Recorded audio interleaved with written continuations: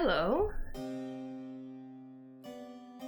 Let me just do the old music swap. So good there. Okay. All right. Yeah.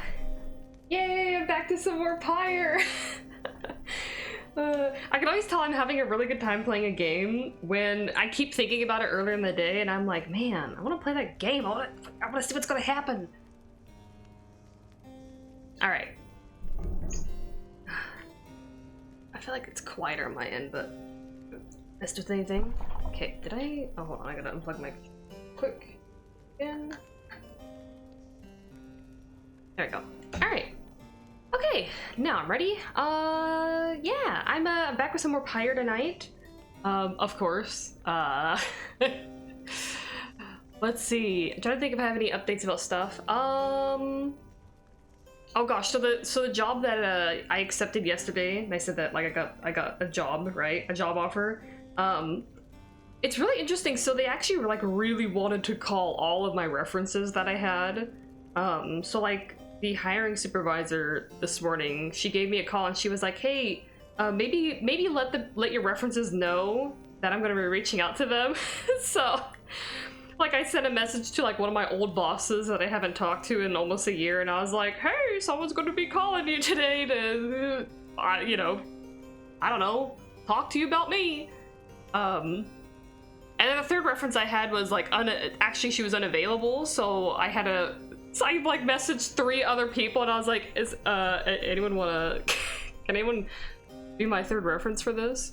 And I finally got someone. Like, I don't have a lack of references, it's just like how many people are available on the spot, so.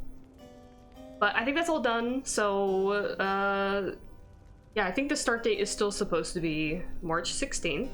And I was trying to think a little bit more about, like, what my stream schedule would be once that happens. Basically, I can't give any guarantees right now, but my current thought process is I would probably be streaming only like 3 days a week or something, because right now I try to do 5 days a week because obviously I have a lot of extra free time technically, but when I'm working, when I'm gone for like 10 hours a day, I'm not going to be doing that. So I think there's a decent chance that I might not stream on Sundays anymore once that happens, especially because I'm going to be doing like a side thing on Saturday mornings, very likely, to try to make a little bit more money too. So, which means I'm probably going to be gone 6 days a week. We'll see how long that lasts, because I absolutely don't like being gone 5 days a week. But the point is, I'm probably not going to be streaming on Sundays when that kicks in. And it'll probably just be like weeknight streams, unless I want to do like a Saturday night stream. But we'll just have to see what happens. Like I said, it'll be like it'll be interesting, but I do want to keep streaming. It's just it'll probably be like a maybe 3 day a week thing until I settle into it a little bit more. But yeah, anything else?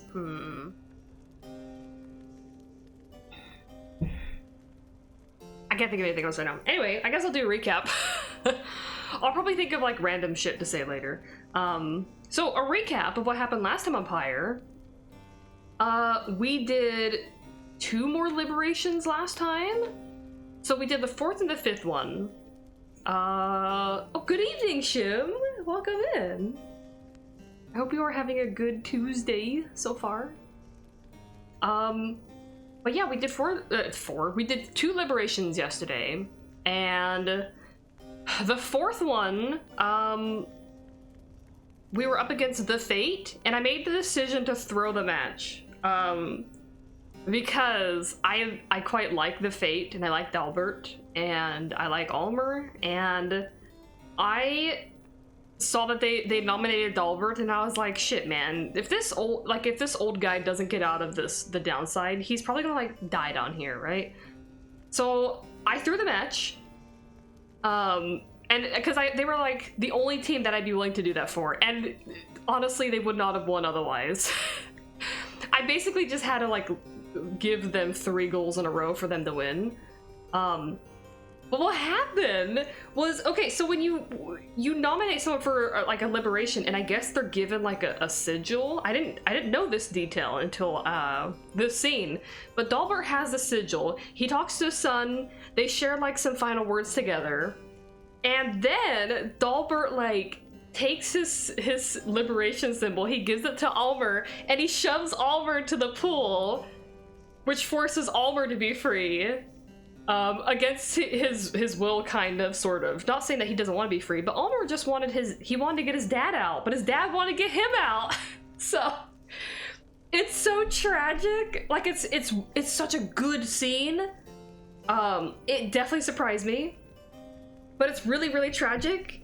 And what happens after that? So Almer gets free, and Dalbert goes away, and then when you check Volfred's planner after that, you find out that Dalbert has just stopped doing the rites, which means the fate is out of the running completely, because like they're in disarray. So like Almer was freed. It said something like once Almer was free, because that was Dalbert's goal, he kind of like lost the will to keep doing the rites. Like his age caught up to him, so he just backed out. Like he just basically retired. He didn't even want to try to free himself, right? The unfortunate thing is we got a messenger in telling us about Almer and a little bit more about Dalbert. And unfortunately, Almer's like kind of depressed in the Commonwealth, because he obviously thought he was going to free his dad. But his dad did the old switcheroo with him. So he didn't really get what he wanted, right? He wanted to free his dad, but his dad freed him. And Almer's kind of like a bit of a recluse now, because I don't know, I think it was like he became more introverted or something. I forget the exact wording. But basically it doesn't sound like a great situation, which I think is a really interesting way to resolve that, because to me, it's like you can have two people who really, really care about each other. In this case, a father and a son, right? An adopted son. And they both wanted the other person to be free, because they were like, this place sucks, it's miserable. You're the person I care about the most in life, and I want to do my best to free you. They both had that same thought. And yet, when one of them's freed, it's almost like without that person, they're worse off. Which I think is super fascinating, because it kind of raises the question of like, is it worth freeing someone from this exile if it means that you can never see them again? Because to Almer, it doesn't seem like it was worth it, and to Dalbert, who's kind of lost his will to do a lot of stuff, it almost doesn't seem like it was worth it, right? Like, it's a really interesting outcome, and I think it has a lot of interesting... It makes me think about a few things, you know? But anyway, I thought that was a really, really cool plot point. And while it doesn't seem like it ended well, I thought it was fantastic that it's in the game. And it now makes me wonder, like, what happens if you, like, lose all of the liberation matches? You know, what happens to all the other groups? So we, the fifth liberation, I freed Pamitha, finally, because I set her to be, like, the person to go free next. I still want to follow through with that. So we freed her, and we had a really good moment with her. Like, she actually talks to everyone a little bit right before she leaves. And she basically says how she thought, like, coming to the downside was, like, the end of her life. And she goes, you know, I almost feel like now it's the beginning of my life, because she was so caught up in her sister and trying to... She didn't agree with what her sister was doing, and she didn't agree that her sister was, you know... She didn't want the war to keep going, and she didn't like that her sister was kind of wanting to maybe sort of commit genocide on the Commonwealth. So she turns her sister in, but she feels so guilty doing it, right? Because she cares about her sister. Well, it turns out Tamitha doesn't really give a shit about her anymore, if she ever did. Like, the feeling is not mutual. And Pamitha realized at some point that all of this, like, bending over backwards, all this, like, trying to do stuff to get Tamitha to forgive her was not working. And I think she hit a point of thinking, oh, I did all I could, and it still wasn't enough. but I think that's okay now. Like she had to do all that to realize that none of that was ever going to change, and she couldn't change her sister. And then suddenly, like, her burdens are lifted, and she feels like the fact that she was like, I feel like my life is finally starting, kind of thing. I thought it was really good. It's such a cool character growth. And she also has this moment where, like, you can get in a private conversation with her, and you can read her thoughts, right? She invites you to read her thoughts, and when you do it, you find out that she's having, like, she has some, what's the word I want to use? You can't always control every single thought that goes through your head. And she wanted you to see that at one point, there's a small part of her that was thinking, like, maybe I should just kill everyone. Like, if I kill everyone in here, maybe my sister will finally forgive me. And then she blocks you out of her head, and she's like, hey, it's not always great in there, but don't worry, I do have it all under control. And I thought that was really cool because, like, how... I guarantee you, as someone who's had, you know, shitty thoughts before, and sometimes to have a game show you that you can have those kinds of dark or shittier thoughts or negative thoughts or whatever the heck, you know, it doesn't mean that that's actually who you really are, and it doesn't mean that you're going to follow through with the thoughts, right? Like the Call of the Void kind of stuff. Like, it doesn't mean you're actually going to jump off a cliff, but sometimes the thought passes your head and you're like, oh man, what if I just jumped? Right? I mean, everyone has, like, really weird thoughts sometimes. So to have that as, like, part of Pamitha's plot, where you can actually see into her brain and see that she has those kind of thoughts, but it's not who she is, you know? Anyway, I thought that was really cool. This is a really long recap, but I wanted to bring up those two plot points specifically because I thought that were really, really cool. The writing for this game is really good, I think. Oh, and we also, last thing I promise, we met Oralek again. We saw him, like, in the distance, and I had three options. I could confront him, or I could run away from him, or I could, like, hail him, like, try to talk to him. So I picked that option because, of course, I'm going to do that. And then we get close to him and he vanishes, and then the next time we stop, I was like, I saw the little wagon symbol pop up, and I was like, oh, I wonder who wants to talk to me. I'm gonna go in the wagon. I was like, man, I really wish I could talk to Oralek. And I go in the wagon, and he's literally right there in the wagon. It was the best timing. So we go in the wagon, we talk to him, and it was an interesting conversation. He's looking around the wagon. He's obviously reminiscing, and obviously he knows you're there. Before he, like, turns around and starts talking to you. But I want to talk to him more. I feel like I don't know him enough to really know what he's planning, like, what he's actually going to do. And I don't know how, like, could I convince him to not be so bitter? I don't know. Oh, and Volford had told us that, like, the reason that he fell from Mount Elodiel was because Eris, tried to take his place. And she died because she didn't have the liberation symbol, because he did. And she didn't know that you had to have that symbol to get free. So she shoves him out of the way and jumps into the Shimmer Pool and just dies. And he, like, falls down the mountain. So that's why feels like shit. Yeah. I think there's probably more stuff I can say, but well, let's load it in. I think we're right next to the next, the last liberation? The game's telling me it's the last one. Now, is it really the last one? Who knows?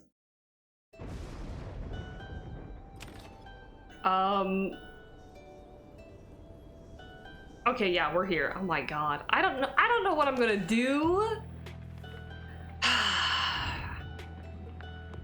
I don't know who my options are for liberation.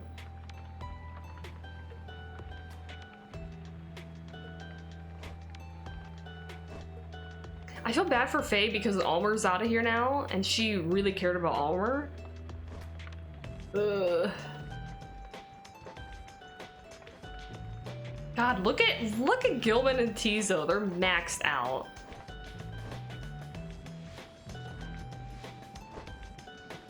I gotta be honest though, I think Gilman's next in line for me for letting him go free. I think he's my first pick.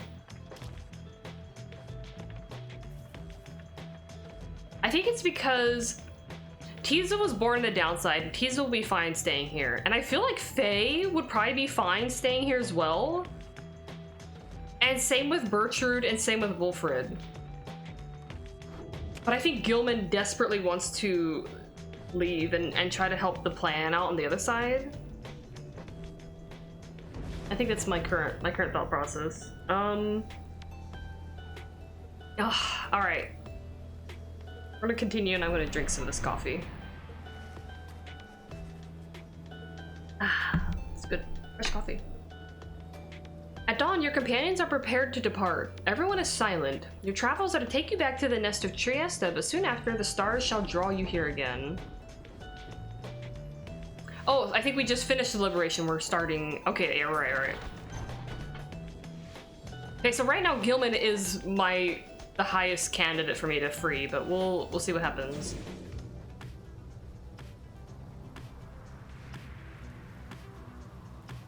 Okay, so we do have one more, what's the word I'm looking for? Season of Rites. No, get him.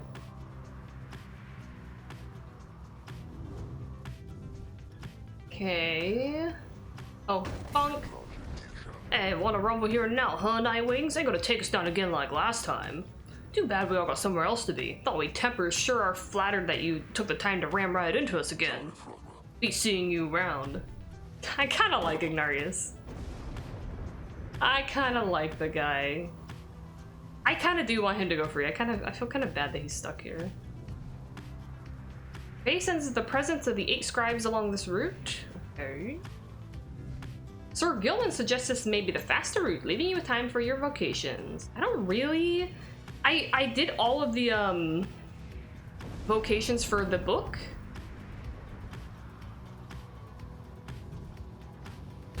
Bonk. Sisters, we are under attack. No, we are merely being mocked. By none other than the Nightwings. Mock us all you wish then, wastrels of the Commonwealth. The sight of you in that utterly outlandish wagon, your mere existence is an affront to the act of flight. Would that my sisters and I could soar tireless and free as we once did, but nay, we must resort to such ignoble means of travel, such as you. Stay away from us, lest our vengeance should extend beyond our commonwealth and become much more personal in nature. Alright. I'm just gonna like browse around the map. Bonk. Oh, she didn't even say anything, damn. Oh yeah, we also permanently debuffed Udmilde. Bertrude was like, hey, let's make her doubt her faith in Islak. So we did that.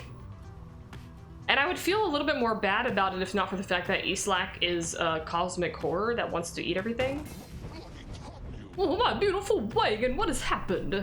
Oh, what it is you, my wonderful Nightwings, come to play a little trick on your good friend Manly, Oh, how very, very, very clever of you, and the damage you have caused my beautiful wagon, doubtless it was very, very minimal. Fear not, I can afford repairs, it is no inconvenience at all, although I do have one request of you to make amends, that is. When we next face each other in the right, and I trust you know what I shall ask of you, but would you be kind enough to stand aside and let the chastity prevail? Then we shall call it even, and when I return into the Commonwealth, I shall see to it that you or your loved ones are suitably rewarded. Now, ta. This fucking guy. Literally every conversation I have with him is him being like, can you throw the match for me so I can get free? Teehee. No, bitch. He's been down here for like 20 years, so apparently everyone else he fights says the same thing as me.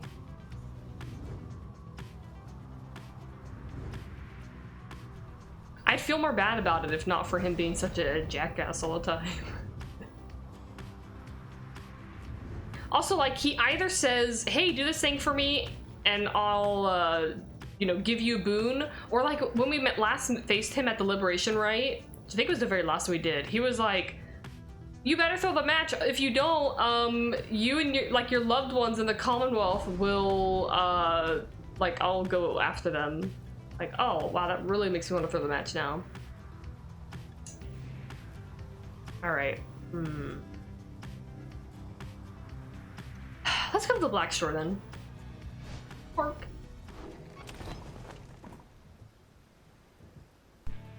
Walk the 8 scribes path. You and Faye wandered together for a while through the molten crags of Blackshore, sometimes in circles. What exactly she is looking for, she cannot explain. Eventually, however, she happens on something that never caught your notice. Look at this, mister! The scribes! They walked this very path, I think they did, and left this here for us. The object she procures does seem to emanate with some sort of faint and ancient power. Oh, a wisdom trace! Okay, okay. Who do I want to give that to? Want to give it to Faye? Maybe I will. Or I could give it to Wolfred. How much you need for the next rank? Ooh, if I give it to him, he's gonna level up. Maybe, yeah, maybe we give it to him. Here you go, sir. Huzzah! The rites demand we act as of one mind, in perfect unison and harmony, and free of any doubt. I have grown more accustomed to being part of the Nightwings of today. That's good. Shield his allies. He permanently gains 5 hope. This is really nice. I love permanent buffs. Hell yeah. Yeah. Continue on your journey. I forget who we're facing here. Oh yes, these guys. We're gonna have Gilman with us. We've only faced these guys once. I haven't gone after them since. So. All right, let's see. Oh, guys, can't help but wondering whatever happened to the number with the wings. You know the one. I guess she's kind of pretty, maybe, I suppose. She's still around by any chance? Because, well, anyways. She is not. Take this shroom. I don't think I can buy anything. Okay, bye. Thanks, guys. Good luck on that thing you're gonna do tonight. Everything is set for the rite to commence, and all is quiet amid the monolithic stonework at the nest of Trieste. All there is left to do is wait for nightfall to set it in, or for nightfall to set it. Ooh! You observe Sir Gilman sliding back and forth, back and forth. You sense something is weighing on his mind. This knight is not a knight at all. This knight betrayed his former commander, abandoned his brethren of the Sea Dominion. What is knighthood even? What is knighthood if it means having to follow such a craven as that Sir Deluge? Cease this nonsense, Gilman. Focus on the right. Focus on the right. Focus on the right. He notices you, finally. Shocked face. Hi, baby carrots. Welcome in. Oh, Master Reader, this knight did not see you there just now. Such was his preoccupation with the task at hand. Know that this knight stands prepared. He has no misgivings whatsoever when it comes to battling his ex-triumvirate. Please consider letting this knight participate, for he has honor to restore. Then a glimmering within the sky draws your and his attention. Had to go beat up this guy, this worm. Okay, who haven't we done yet? Oh god, I'm not doing that one with the worms. Hell no.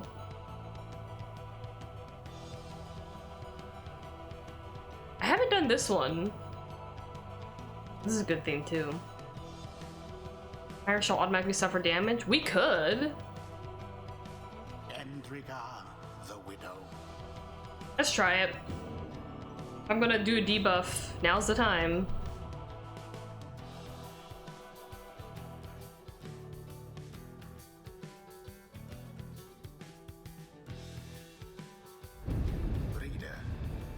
It seems the stars once more have mustered wherewithal to usher in the rites. The sky grows dimmer by the day.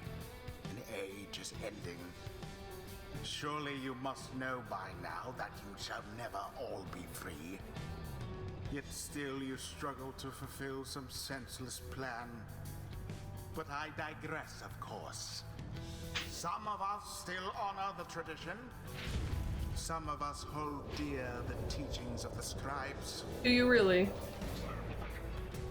Gilman, still want to abandon your new friends like all your other duties and responsibilities? Sir Deluge wrestles with his mask for a time. This knight is most surprised that you have the courage even to show yourself. You speak of courage, Sir Deluge, but this knight has little to say to the likes of you. That figures, Gilman. You are no knight at all. You're a teensy minnow swimming in the sea of minnows, many, many times your size, and with much more honor, too. Then something comes over Sir Gilman.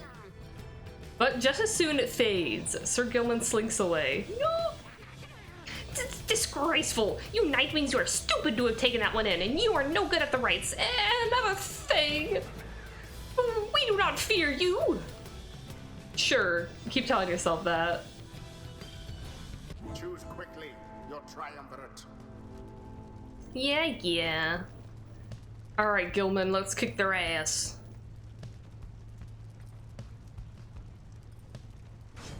Sir Gilman. Wah. Alright, I kind of want Bertrude. Let's see. Yeah, she has a good defense there.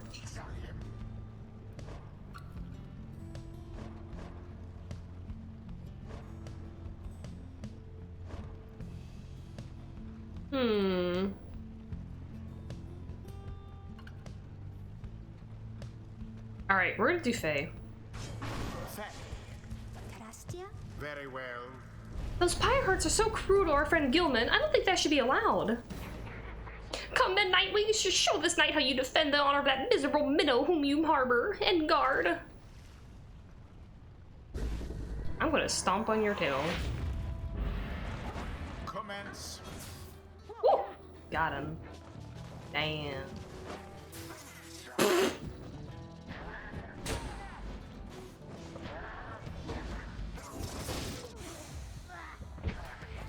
Oh shit! Damn, they got me. From your clutches. Ha.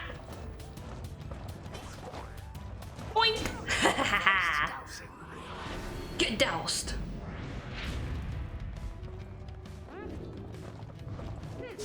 Woo. Have Bertrude doused their pyre. Oh shit, alright. Ooh, ha ha ha!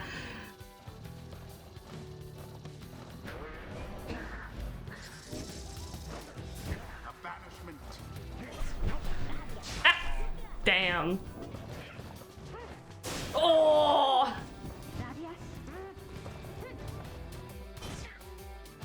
My infinite stamina coming into play here. Hell yeah! Oh. They're already less than ours. It seems the Nightwings are a bit ahead. Boink! Oh! Sucks to be you.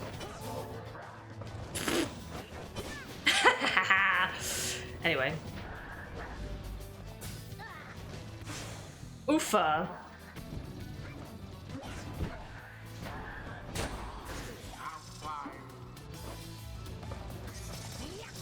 Wah.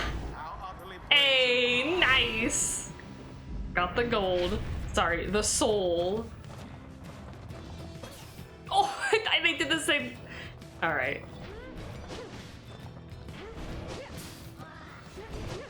Bonk.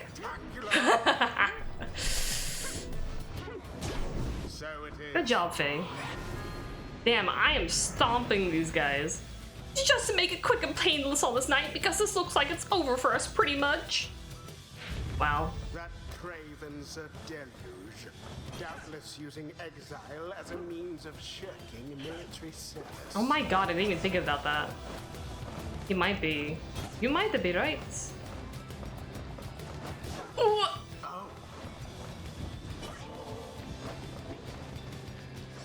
Oh! You thought. I can't even see Bertrude.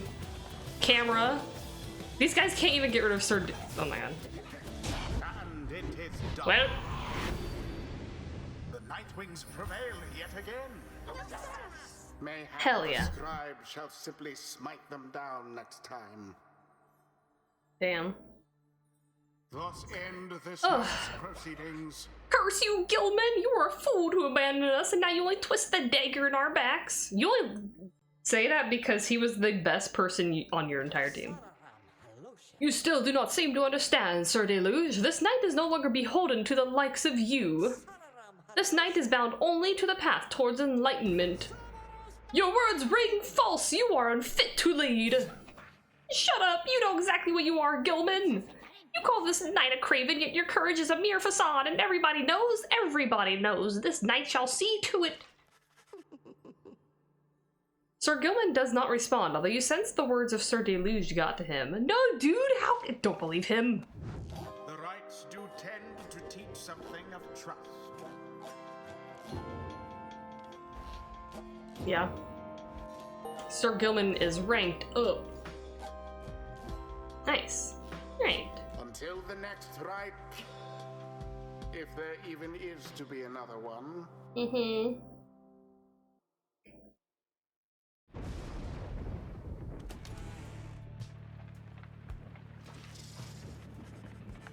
Inside the wagon, after overcoming the Pyre hearts, Bertrude is discussing aspects of the outcome with the others when the lone minstrel seeks you out. Pardon the interruption, reader, though I need to ask a moment of your time while the night is clear enough for you to see. Please come have a look outside. Perhaps the news of your next destination may further stir the hearts of your companions. It's not liberation already, is it? Among what stars yet remain shining in the night, one of them now burns as bright as ever you have seen. The path to freedom calls you again. Didn't we only just do one? Good lord. Oh.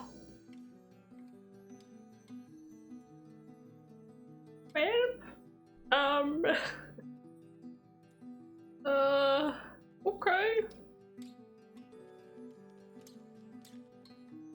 Oh, it's the accusers. Okay.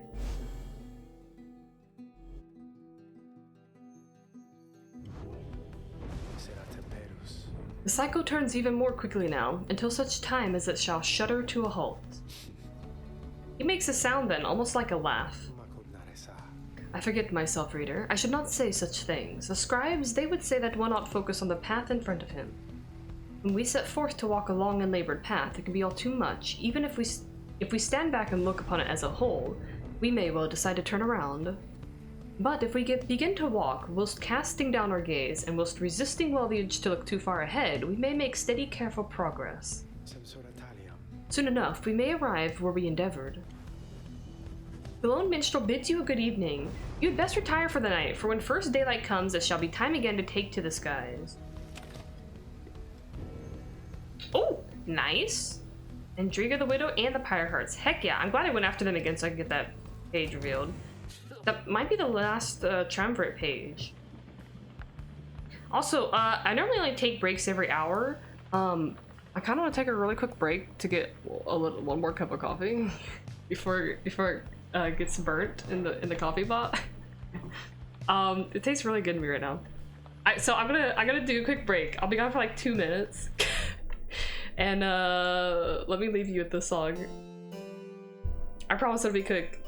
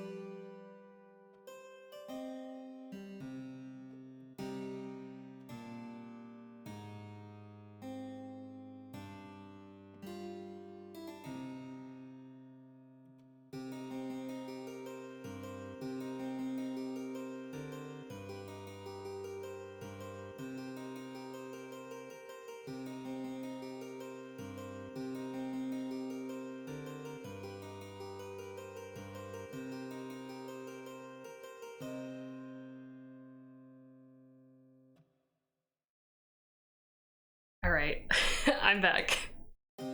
I've acquired the coffee. Okay, let me pause that. Alright.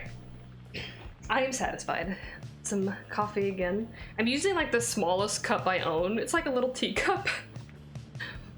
So I feel a bit better about like how much coffee I'm drinking. Alright, let's talk to Gilman first. Sir Gilman is in a contemplative mood. He has been rather quiet, at least more than usual, ever since his confrontation with Sir Deluge. He notices you there and slides forth in a solemn manner. This night, he knows what he shall do now when all this is over, Master Reader. We Worm Knights, we are born and raised to prove ourselves superior to all the other billions of our kind, to lead our lives, however short, with glory. From the moment we shove past our wormling brethren in their egg sacs to the very end, we are conditioned to excel, to prevail at all costs. This relentless pursuit of glory, of fame, of self-worth, it leads most of this knight's kind only to an early doom, or in the case of Sir Deluge, it leads to a life of falsehood. A life of low deceit, abusing one's fellow worm knights, shirking one's responsibility, living in constant fear. This knight cannot abide his former commander, yet pities him. There must be more to honor than to lead a life engulfed in endless conflict. Yes! You agree. Then he looks at you intently. This knight shall ever seek that honor out when all of this is ended, Master Reader. Thus he vows to you, and he is ever grateful that your guidance led him to this new awakening. But until such time, this knight is duty-bound unto the Nightwings. Thus, the fulfillment of our plan and our pursuit of freedom, is to be his final quest. Ooh, it's at 77%. That's pretty good. For what awaits him afterward is no mere quest. The honor that this knight has sought, it cannot fully be achieved through knighthood, can it? It requires something more. I trust you understand. He slithers off, his head held high, though not merely in pride. Something has changed in him. Yay! He's gained more presence permanently! Wish him well. Good job, Gilman. Gulp. Bertrude's collecting moss? Gilman's nearby? Faye is having a drink with Wolfred? Nice. He's off on his own. Tariq's not around. Where are you, Tariq? I'm just cursing the scribes. Samuel. Indriga the Widow. The boundless sea of Solus and a blackened star are all of what remains of the Blood Titan Indriga. After this one's exile, he was joined by many of his bravest worm knights who awakened the Blood Titan inadvertently whilst searching the downside's murky depths. Oh, interesting. Indriga was most displeased to see her hibernation end and vowed to 4 ages of torment on us and on our sea dominion. Our assault was grander than can be described and lasted days and days and days. The noblest of worm knights fell upon her massive form as waves which dashed themselves against the rocks. Our resolve eventually exceeded hers, and she collapsed into the seas and disappeared. This one alone remained to tell of it. Damn, alright. Hits. The Pyre Hearts. The Pyre Hearts all follow in the path forged by the Under King Auras, whose mighty, mighty deeds exceed the smaller stature that somehow contained him. He is the most spirited triumvirate, or his is the most spirited triumvirate, their courage unfaltering, their hearts full. They live always with vigor, and perhaps they die with it as well. They are the Under King's own kind, as at home above the sea as in it, never ceasing, ever longing, as they do, for something more. The Under King chose wisely for these qualities, and teaches that a life devoid of passion is a life devoid of life itself. That burning passion is the fuel that drives the Pyre Hearts, and, in turn, us all. Yet another triumvirate that has the complete opposite leader right now. Most spirited triumvirate with, you know, high courage. Yeah. Alright. God, I can't believe we're already... Hey! Alright, I'm gonna do one more zoom of the map. I keep thinking it's gonna be the last time, and it turns out to not be the last time. This could be the last time, though. Oh my god, we have another imp bonk. Get bonked.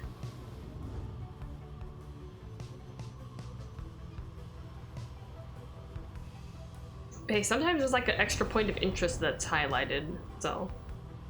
And it doesn't take too long. Man, I'm so curious, like, how much dialogue can you get out of these characters if you keep some of them around and you constantly, like, go after, the triumvirate they have a relationship with, you know?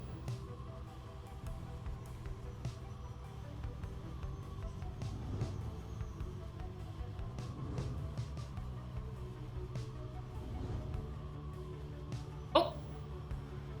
Hold on. Bunk.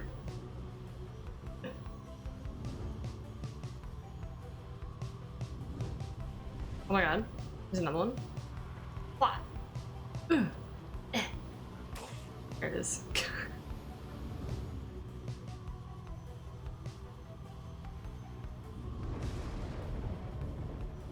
Nothing here? Alright. Okay. Oh! Oh! Hello? Bitch? It's Orlick. I'm pretty sure that's who that is. Your wagon reels from the impact of some sort of massive object slamming into it mid-flight. You know what? That's totally fair that it's happened to me finally, after me doing it to so many other birds. False Nightwings. Orlick calls down to you all from atop his wagon. Again, you seek to climb that cursed mountain beneath us. Again, you seek to take my rightful place. But I should send you crashing down to it, that you might fall as I have. He stares down at all of you. But I shall not. Good. Yeah, I would hope you would have the foresight to know that the thing that he experienced really fucking sucked and to not inflict it on other people. Rather, we shall meet upon the summit ere the last cycle of the rites is ended. Until then. Alright, let's go, we get back here. Oh, you know, oh man. I have a thought in my head, I'm not gonna say it right now. Since Faye shall gain favor from the scribes if you land here. You said Sir Gilman shall gain favor. Let me remind myself, I believe Sir Gilman is maxed out of not HP, of EXP. I don't think the EXP even matters anymore, but I think we'll do it for Faye. You make landing on the sacred Mount Elodiel after your encounter with Orlick. Orlick spoke the truth. He has a right to gain the summit. When the time comes, Celeste shall deem him worthy and shall let him pass. While he has transgressed against the rites, he has also already been anointed and prevailed. Nothing is written in the book on this, and liberty ought already be his. Shouldn't we just let him go do it? Like, he already won it fair and square, so shouldn't he just be able to go up through it any time? For the time, it seems that he has not yet traveled to the summit. Perhaps he is still making preparations with his fellow exiles. When exactly Orlick intends to make good on his promise, he did not make clear. For now, you are to confront Lendl and the accusers upon the summit, but first you may prepare. Ooh, so maybe we're gonna fight Lendl, and then maybe Orlick's gonna come in afterwards, like we do 2 rites in a row or something? I'm so curious. The Beyonder Crystal seeks Volfred! Ooh! Yes, he's the last one, I believe. You called for me, lovely reader. I haven't talked to her in a while. Why are you doing this? Reaching out to me again, like this? I have been abandoned in this blasted rock more times than you could count, reader, and each time I have laughed it off, like so. I fear it will be different this time. Before I knew that someone else would come around and pick up where the previous idiot left off, but now? She scoffs, then falls silent for a time. Well, it seems there may not be next time after this, if what I am to understand about those stars out there is even a half-truth. So then, I can anticipate an eternity of utter solitude, without even that blasted rice to keep me company. Understand that, while I may be an apparition in a glass to you, I yet retain a shred of self, and do not happily foresee that outcome. Want me to break it? And yet, you keep on coming back to me like this. If this is all in service of a torment, then you are most cruel, a lovely reader. Commendably so, I have to say. So then, am I to understand you wish to spend more time with me thus, knowing full well the stars are soon to put an end to this little affair? As if in answer to her question, you feel what seems to be the Beyonder Crystal itself? The Beyonder Crystal seems to be pulling you away.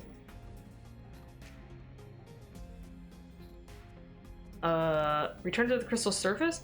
The ancient sorcery that sentenced Sandra to this crystal prison is not something to be trifled with. Stay with Sandra for a while longer. If you are able to provide some welcome company for her, then you shall do it. Yeah, I'm gonna do this, obviously. I'll probably get debuffed. You focus your mind and remain where you are, there with Sandra, in the confines of the Beyonder Crystal, and remain there with her for some time. No words need to be exchanged between the two of you, and in the darkness there, for once, she does not feel alone. Oh! Man. Soon enough, however, she bids you to depart. This lady has been here for over 800 years, by the way. You shall leave those idiots of yours listless if you remain here for too long. Be gone already, and let me know if you have need of me. Oh. Okay, scribe trial time. It is the least I can do in exchange for your company. You need but point me to the one you have in mind.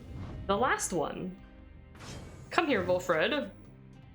You ask Sandra to administer one of her special trials for Wolfred. That fancy talking sap, you mean? I shall be interested to see if he has learned something since we last sparred like this. Let us bring him forth. Soon Wolfred appears in heat of the summons. So it is my turn then, is it? Let us see what we can do, my boy.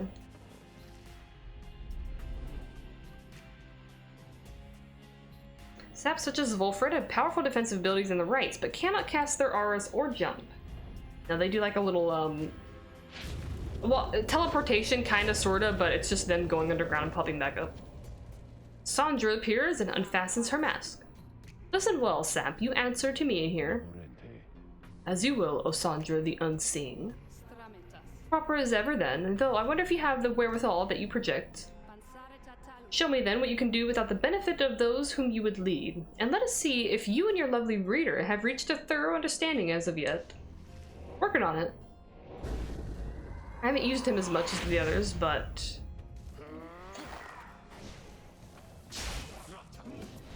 Oh! I try to do that way too soon.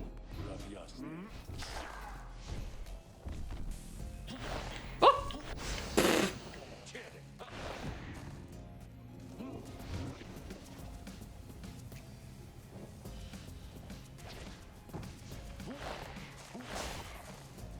Oh my god, I can't believe it just walked right into my sapling.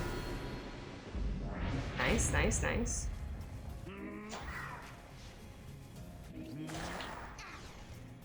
Hey! Get out of there! Does it have to be... Alright.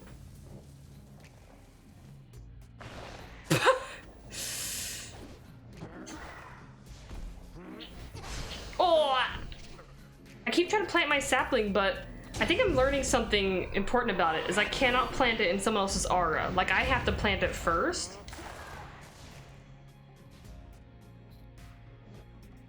Yes? No,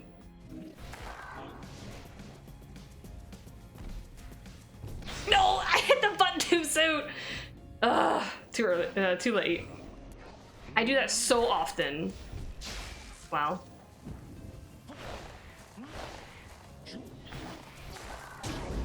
Okay, there we go. I try to wait until the last moment before I do certain things, but it's often to my detriment.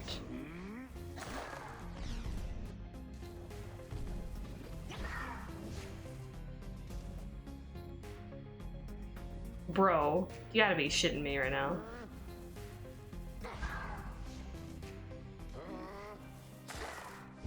Can you move? Girl? Yes. Okay, thank you. Oh! God damn it. Oh, it's still taking a while to get over here. Ha! Get wrecked. Ah!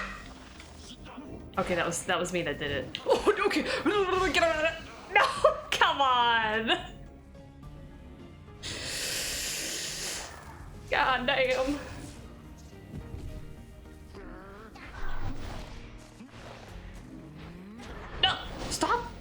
here. I'm trying to sap you.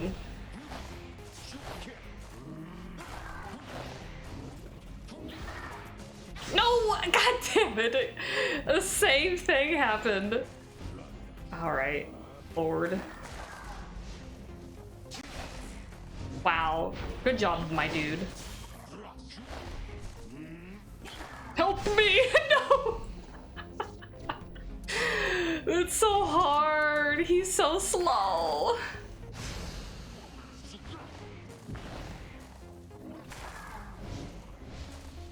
Come here. God damn it. No! You thought? This bitch is gonna... I knew it. God damn it.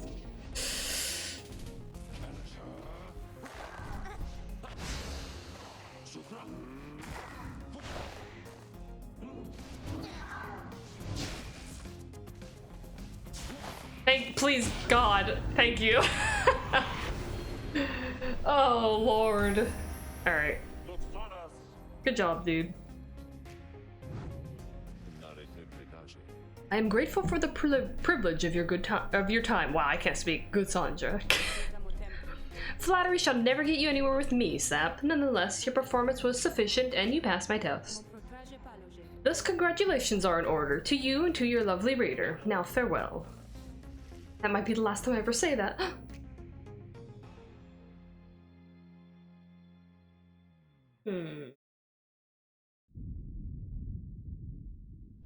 Oh, I like that rumble. I had not seen that Sandra in some time. She has not changed a bit. But it would seem she left something for us, did she? You received Lou's Bow for completing Volfred's trial. Volfred's blink ability transports him further than usual, plus 50%! His sisters, brothers, fathers, mothers, all were part of him until the Arch split them in twain. Damn.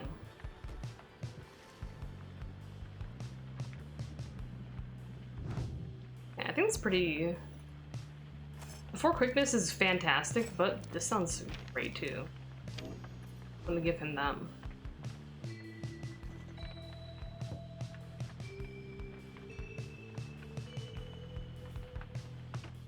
Okay. Didn't have anything else in the book, right? Okay. Seek the Worm Scribe's favor. Later that afternoon, you accompany Faye through the sublime grandeur of Temple Cistern to the monument of Under King Ores. Oh, scribes, if it is truly your will that the cycle of the rites shall soon be ended, then I look forward to its glorious conclusion. May the worthiest among us reap your generous blessings, and may we all, who are so fortunate to be part of your traditions, bear you in our hearts forever. You return to the wagon after she has finished paying her respects. The summit awaits, but first, there's time to continue practicing your vocations. Oh, she gained some glory. Well... Hold on, let me check, experience-wise. I could mentor her in max level her right now.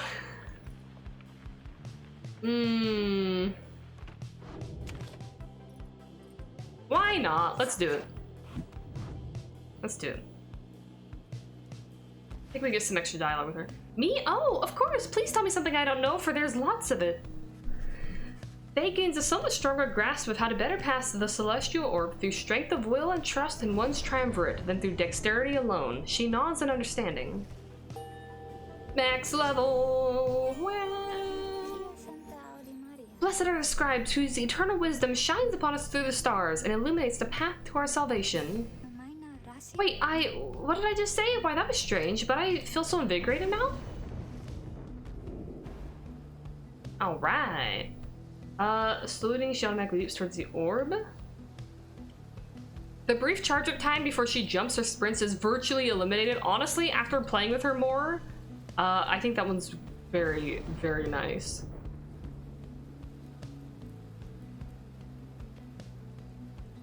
Yeah. I forget to salute all the time, so... The orb is from the stars, I think, or maybe even is one? Mayhaps. I gotta take my break for the ads. All right. I guess good timing. All right, I'm gonna take a break while the ads play. I'm gonna leave you guys with the menu music as usual. And I'll be back in just a few minutes.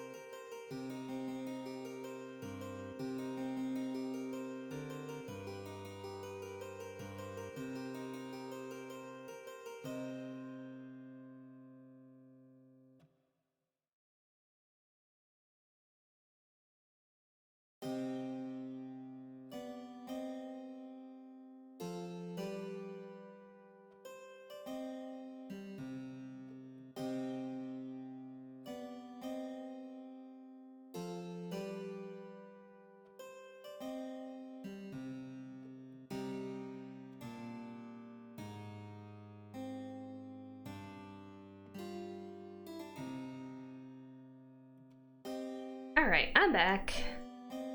It's pretty much good timing on that. Okay, do this. All right.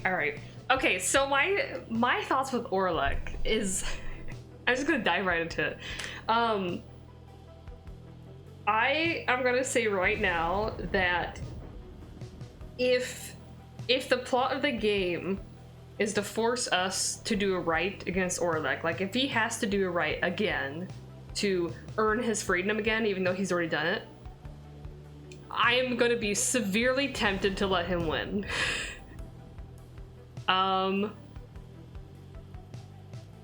Because I really genuinely feel like he was wronged early on, and I mean, it might change. Like, if he's like, the moment I get out of here, I'm gonna kill everyone, then, you know, I'm not gonna let him win. But if he's like, man, I just want to get the fuck out of here. I've was cheated of my freedom. I just want to get out of here, and I'm just gonna leave. I'm just gonna travel, whatever the heck, you know. Then I think I would want him to be free. You know, I can't help it, man. We'll see what happens. The scribe's gate. Okay. Oh. A messenger imp somehow tracks you down in the fading glory of Mount Elodiel and delivers you to recent news and rumors from the other side. Tell us about Pamitha. Yes! Specifically, the imp shares details regarding Pamitha and what became of her since she was liberated at the fall of Solium. She found herself back in the homeland of her enemies, where, despite her connection to the Heiming remnants, her past transgressions were forgiven. In fact, she was asked to join the military council given her unique background. Interesting. Yet she refused to cooperate and instead demanded to be reunited with her sister. Girl. No, you're supposed to move on from... Okay.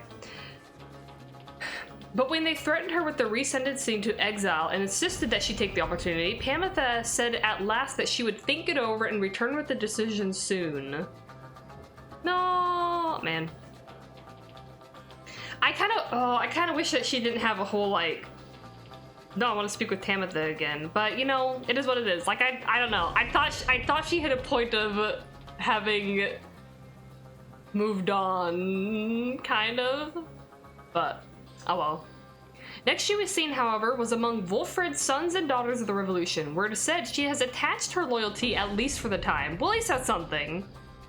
Although I will say, it's possible that this dialogue for this section isn't dependent on how much you learned about the characters throughout your journey with them, because, like, it's possible, I think, that you could have freed Pamitha without learning and seeing that character growth with her.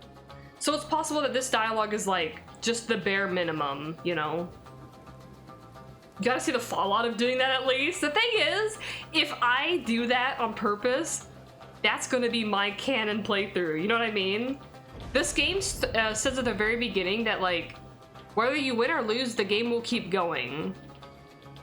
So it's like you're not being punished for losing, right? It's still going to form a narrative that's unique to your playthrough.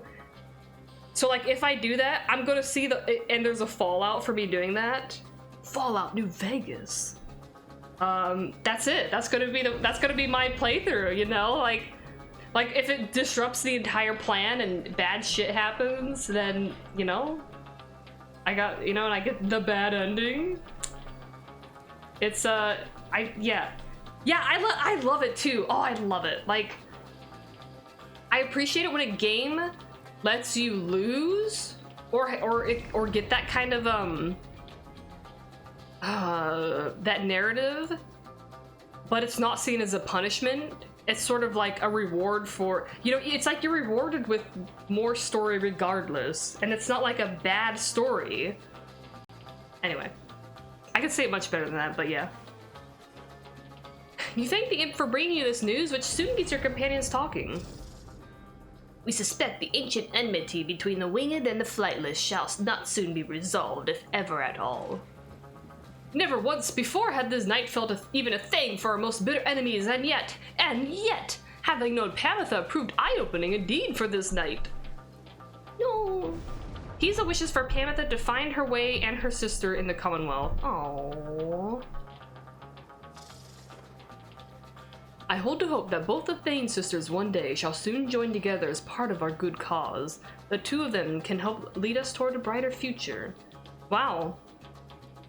I'm surprised that they'd be saying that about Tamitha. I haven't gotten the impression that Tamitha will ever change, but perhaps that's a plot thread that would be more noticeable if I went after her more often. I don't know. I wonder where her sister is right now. I'm sure she cares for Pamitha. I'm sure of it. I'm not so sure, but, you know, if it turns out that she does, that would be great. In spite of some mixed feelings, the news of Pamitha's liberation fills you and your fellow exiles with resolve. Your companions gain hope for the next rite. Wish Pamela luck. Games where either there isn't really a lose state or losing is part of the game. Yeah! Yes, exactly. You said it well there. I really appreciate having that in a game. You know, Supergiant Games has been really good about doing that lately, right? Like, cause like, I see it now. They really implemented that in this game, where it's like you don't really have a lose state, and then they carried that over into Hades 1 and 2, where they're like, hey, losing isn't a bad thing. Like, if you lose the run, guess what? You're still getting, like, you still can get more permanent buffs for your characters. You're still unlocking new dialogue choices. You know, your character's still growing. Things are still happening. You get more plot, in fact. It's great. It's a more creative and rewarding game design. So you're rewarding players with something to enjoy, even if they can't get past a certain point right away. You are returned once more to Scribe's Gate, where the Gate Guardian awaits under a dim sky. The exiles of the Nightwings, and you, Tariq. This is to be one of our final meetings. Greetings, Celeste. The Nightwings are prepared, and afterwards, I would have words with you in private, if you please. Yes, yes. It seems to be rather late for words now, Tariq, but I shall hear them once your charges cross the gate. Man, what happened with these guys? Now, all of you, come forth. Please state your names and what it is that you seek whilst crossing Scribe's Gate. Is it because he travels and she's here the whole time? I don't know. Something happened that she disapproved of, but he is apparently very persistent, though. Once more, your companions cross the gate, one after another, and once more you follow them in turn. Celeste regards you all and waves you through towards the summit. The 8 scribes bid the Nightwings welcome. Go forth with glory. And Tariq. I, Celeste. You may rejoin the others in a while. For now, I would hear those words of yours. He's smiling again. Certainly, Celeste. Everyone, I shall see you shortly. I want to know what's happening. I want to hear the words.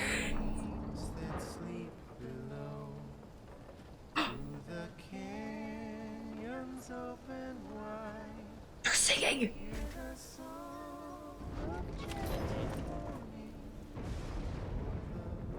They're singing. Oh my god.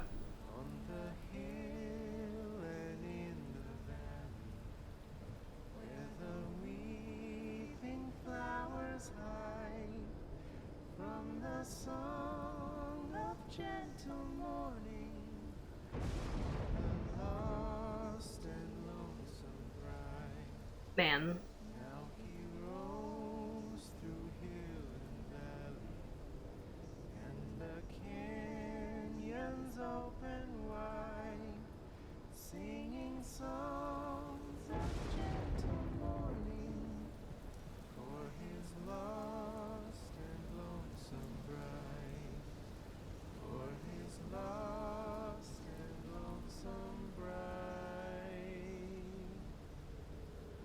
What is that song about? I want to listen to the lyrics of that again. That's a song that plays when you're adjusting the music volume and the options. Something about a guy having a very lonely journey and something about his bride. I'm like, are they singing about each other? Were they married? I'm such a metal. I want to know all about the relationship. I know I'm opening this book. There's nothing to do for me to read. Why am I opening this book? Oh, hey, guys, it's got real cold up here, but it's worth it. Let me tell you, we got a lot of customers been stopping by. Okay, I may have been exaggerating, just a little. Since I've been waiting here a little while, I guess. But are you buying anything? Probably not. Probably not. I'm kind of broke, my dude. Have this mushroom. That was really pretty, yeah. It was a very nice song. Oh my god, I can't wait. I can't wait to listen to the whole soundtrack of this game. I don't know. I can't buy anything. Well, I could probably buy some.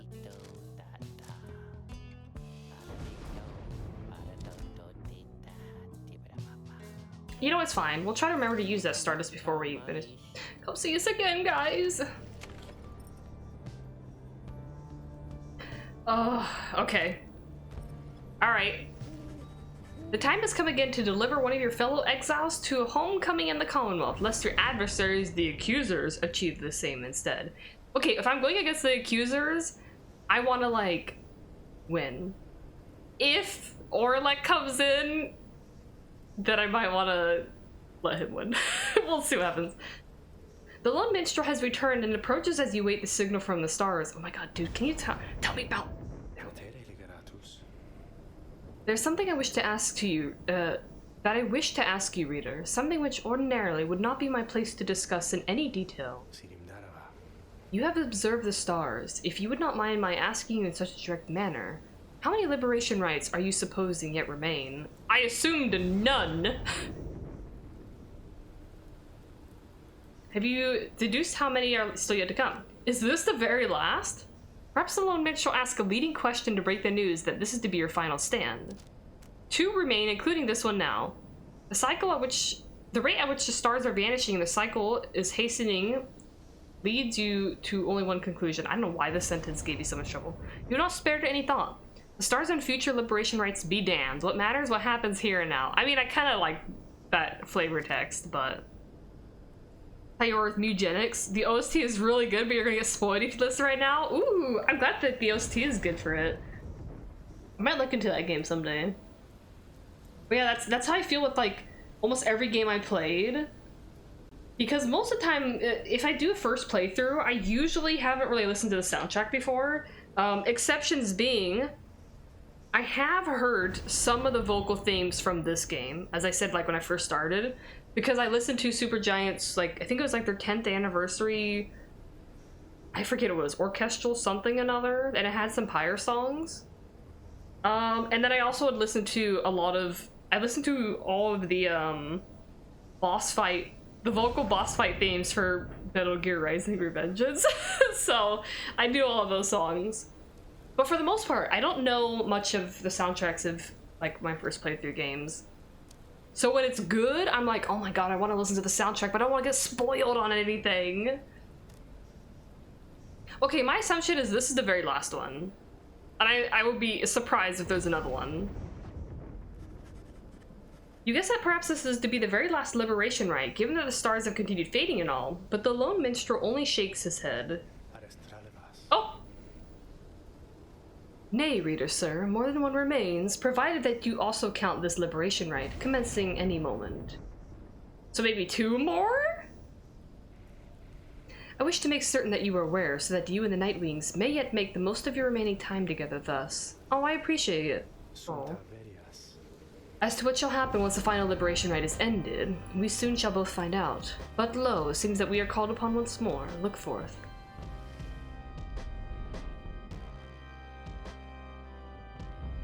Alright. Oh. God. Okay. I'm trying to remember who... We should do this one. We haven't done Biolanthius yet. Biolanthius. God, I'm trying to remember who's left. I don't think I've done Plurneus, and I don't think I've done Dolnus yet. But let's do Biolanthius. For funsies. I'm only doing this not for the EXP, but I'm doing it for the lore.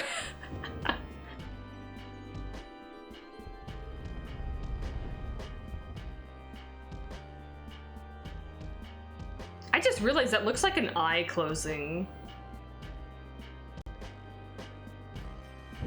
Reader, I would ask that you think back for just a moment, if you please.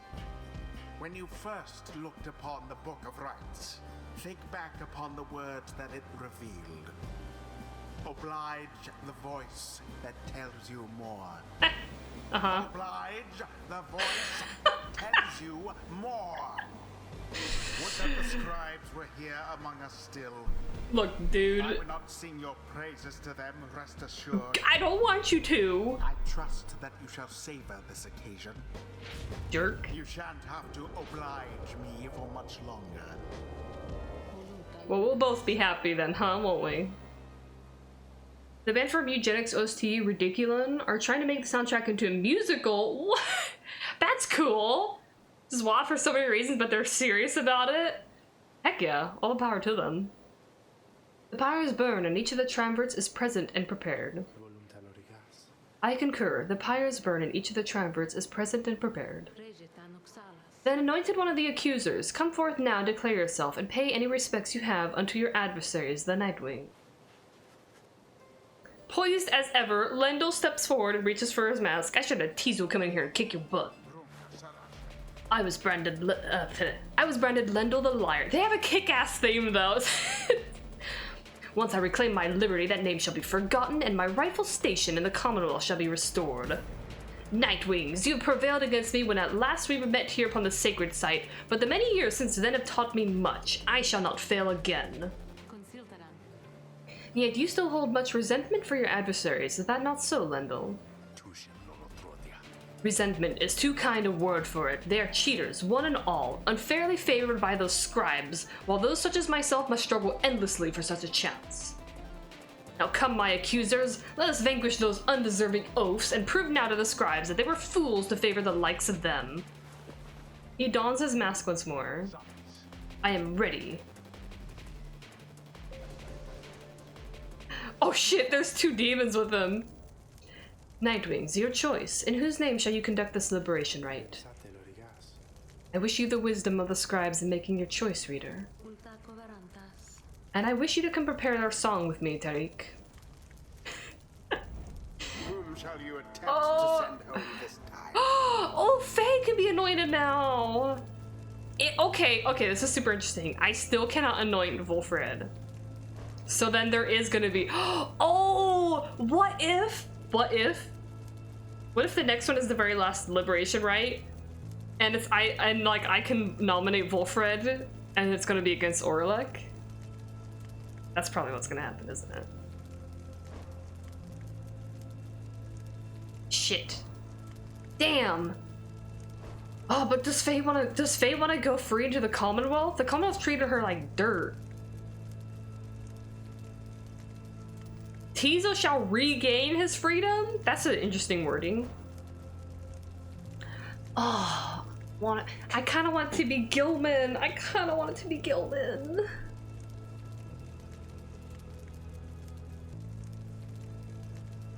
He's going to be such a good, like, oh, he's going to do so much good when he gets out of here. And I mean, I think everyone would, but like, I don't know. He's been here for 3 years. Faye's been here for 2. I'm gonna nominate Gilman. I'm gonna do it. I'm doing it.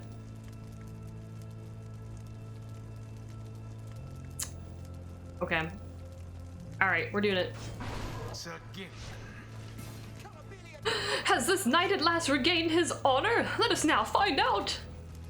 Who shall be at his side? Who indeed?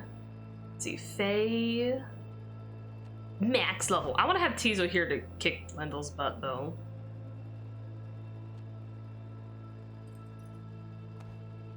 Hold on. Can I buff that a little bit more? Hell yeah. There we go. Tizo's determined to help the Nightwings prevail in the liberation rite. Yes, good. Maybe Wolfred, so he gets more EXP. Why not? I'm learning how to use him a little bit better, so... Can that be buffed? Ooh, 60% further than usual. Hell yeah. Let's do it. Wolfred. Oh, almost! They've almost connected with T's up there. Prepare yourself, Sir Gilman, for on this night the Nightwing shall prevail in your name and set you free. Oh, I like that! I'd like to get something personal to say. Shut up. Come then, Nightwings, and look upon me one last time, for by dawn I shall be free while you all wallow in the terrible defeat we have in store for you. Ah, shit, I should have looked at his bio. I forgot. Oh, well. Commence. Wow. Good job, Lendl. Whee! No! Okay. Good job.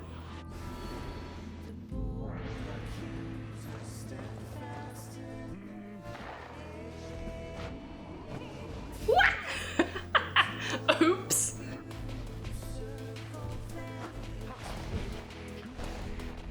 Oh, they got me. That's fine.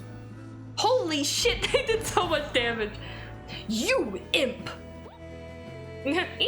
He singles out Tizo from across the sacred grounds. The indignity which you have wrought upon me all these long years, tonight it shall be washed away, as I at last return unto my post. Long had I toiled in this abominable place, only for you, the pathetic wretch that you are, you, of all things, to thwart me and my accusers in our moment of triumph. It was a small consolation knowing that the Nightwings fell apart soon after, a misfortune which you doubtless wrought to yourself. I'm gonna kick your ass. As for we have clawed our way back to this mountaintop, you sniveling, loathsome little beast, and this time things are going to transpire in a very different manner. Just you watch. But Tizo just stares right back at him, betraying no emotion, but then he claws at his mask. Certain imp expressions resist translation. Suffice it, Tizo does not hold Lendl in high esteem. It seems Tizo does not hold Lendl's mother in high esteem either. Then he dons his mask once more.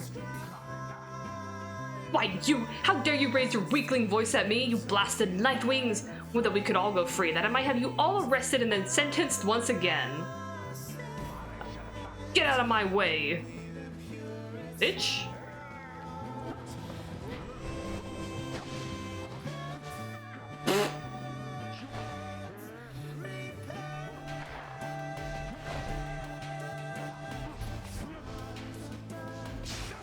Wow, good job, ding dong.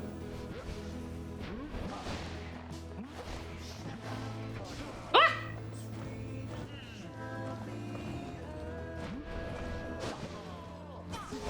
Ah! Get wrecked, ding dong. Oh, I'm going too fast.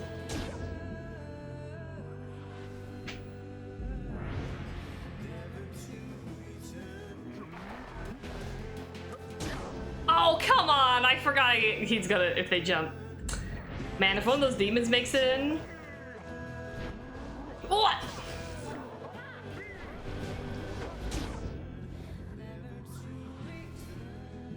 Since I buffed them. Now, accusers, grant me your auras and your anger, that we may find and secure a rightful victory against these demons whom we face. I might actually lose this one, which would be very interesting. He's channeling the auras of his triumvirate, and their strength combines with his. This must be the aura gain. The what? A secret technique developed by the accusers to ensure their victory in liberation rites. Bro. Oh. Oh, you have a little fucking That Lendl yearns to regain his status in the Commonwealth. Would you deny him that? Yes. This jerk.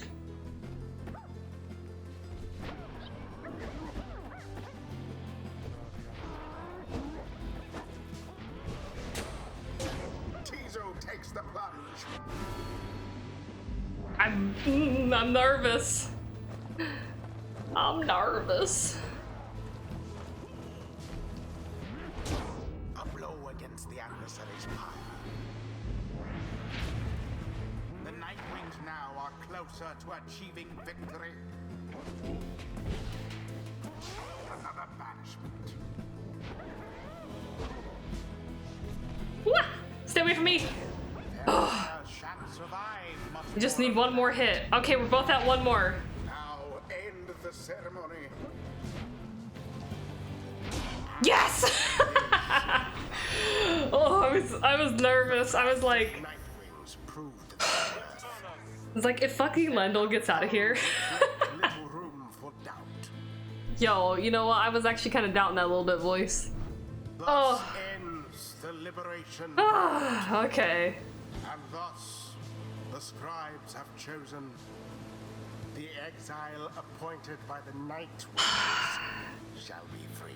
Good job, Gilman. Absolved Yay! of all misdeeds.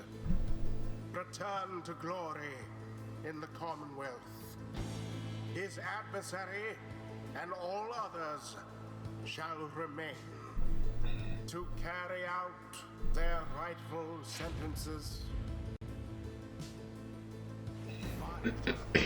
Blast you, Nightwings! Again, you cheated me! Have you no pride at all in this tradition? What do you mean I cheated you? You're just... get better. I don't know. Get good.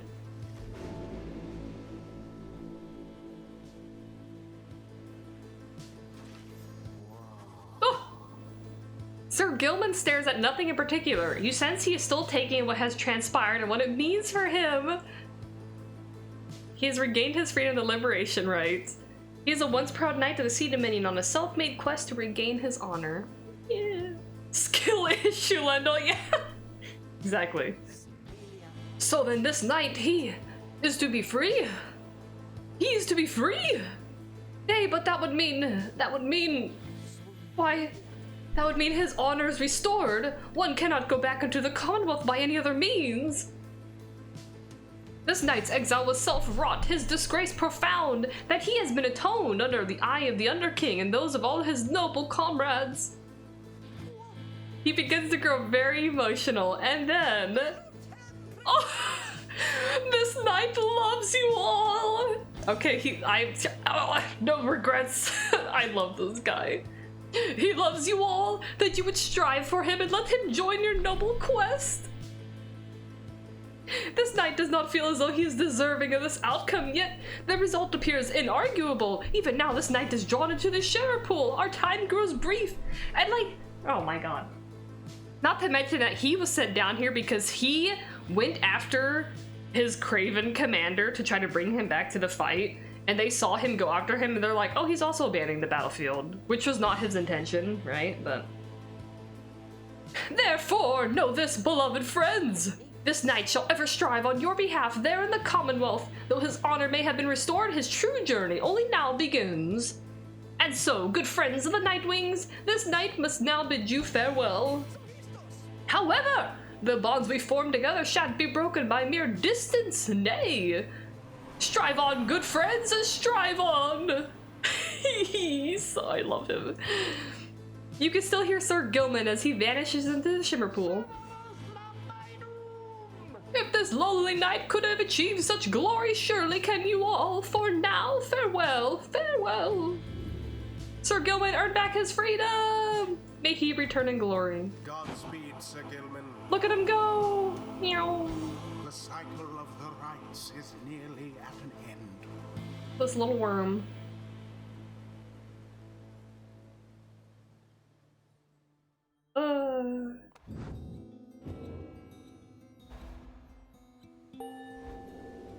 Nice.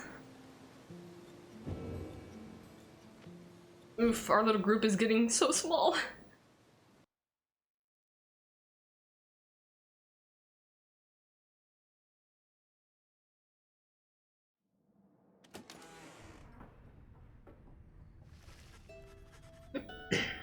Ooh, nice.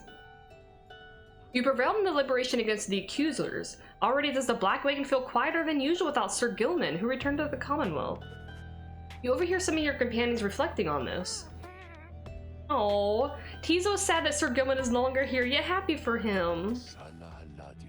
May his absence spur us on to greater glory.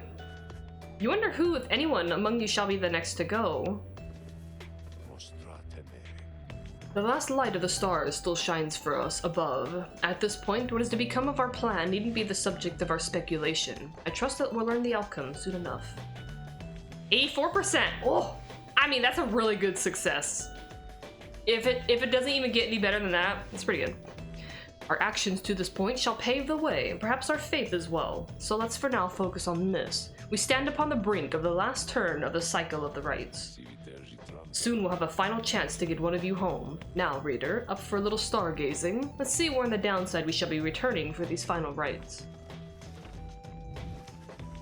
You turn back towards the darkness to look upon the last few stars too stubborn to relinquish their light. The scribe stars yet burn for you atop the sacred mountain. Determine where they lead. Aub? Gold? Jomir? Oh my god, the other places are completely not even showing. Oh, that's cool. Terrifying, but cool. The Withdrawn? The Chastity? God damn it. The Pyre Hearts? Come on! These are my options! Let's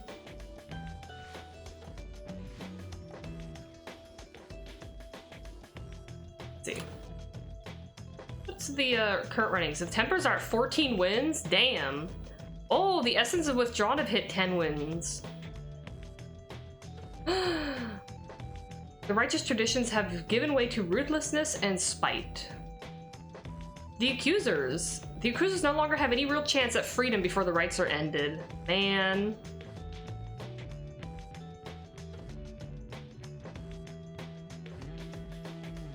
Okay, so you can have more names crossed out. I mean, it makes sense. But the rest of them still technically have a chance to come to the very end. Favor the Dissidents, 30?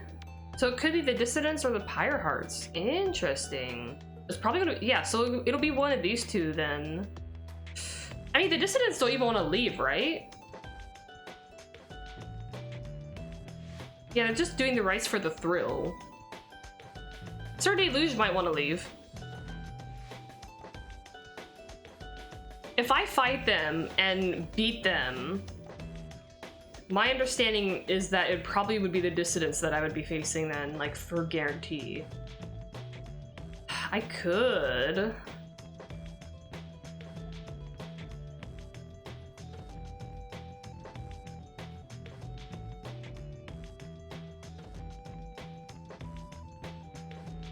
It could be fun.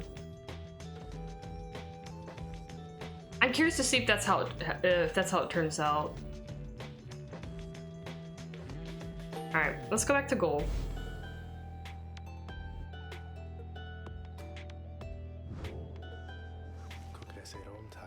Once more, you are to face the Pyre Hearts then, although I wonder.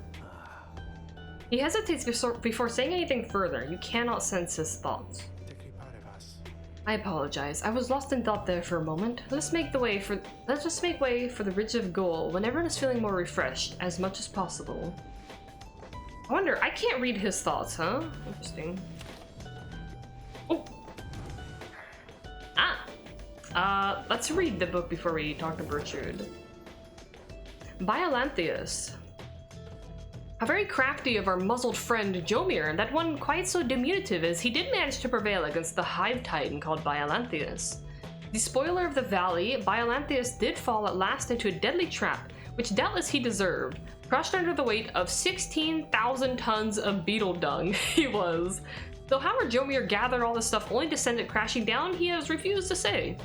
From the hive titan flowed a fresh, rejuvenating spring, which gladdens up the valley's desolation quite a bit. As for Jomir, why, he and his legendary Jawblade set a most impressive mark of valor, to which that one aspires. Impressive work, Jomir. Nice, good job.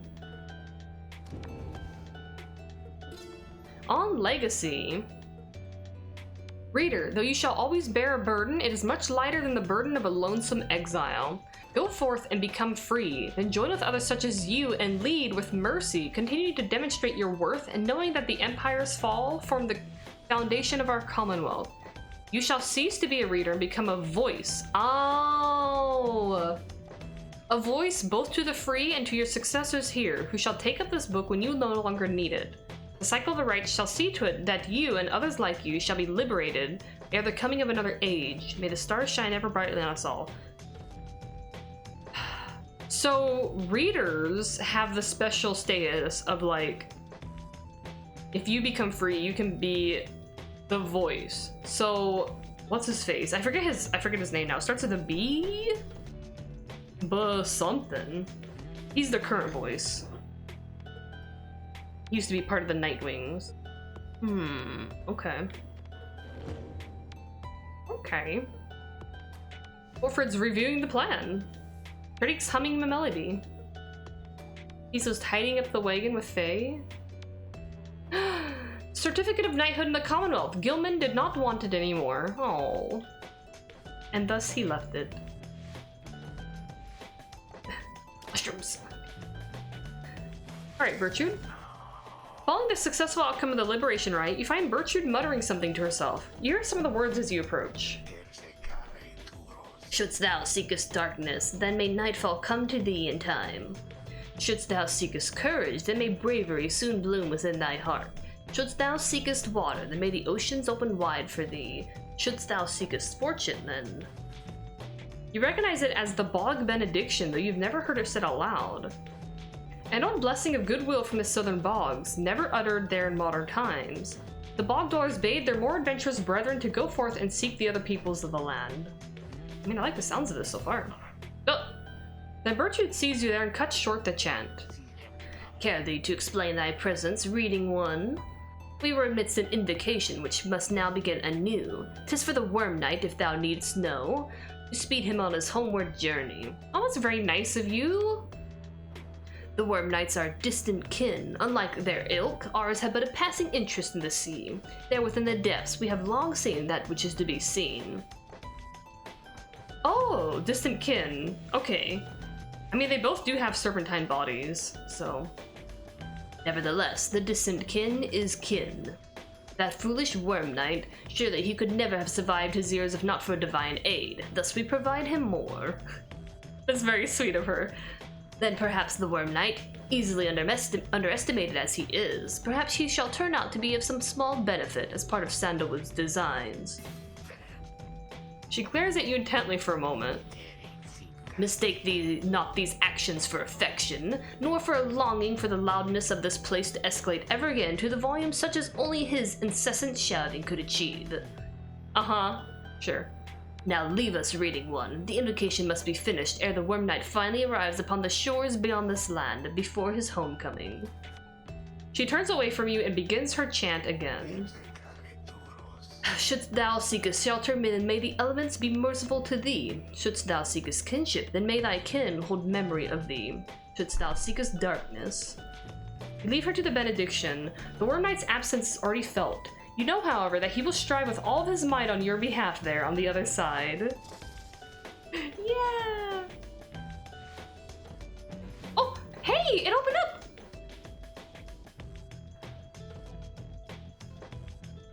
The soul shell. I don't want to touch it because I don't want it to close, and I don't want to be a monster and try to take that.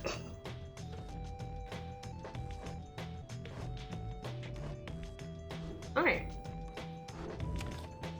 Continue on your journey.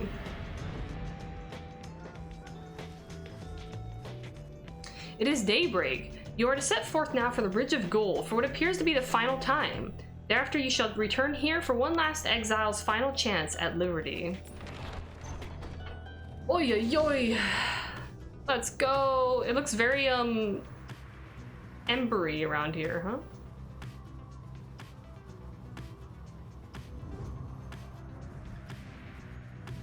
It's like a very sunset-y, vibe. Oops. Sorry, Tempers. I'm sorry, I'm sorry, I'm sorry! Stop getting in front of me! Oh my god.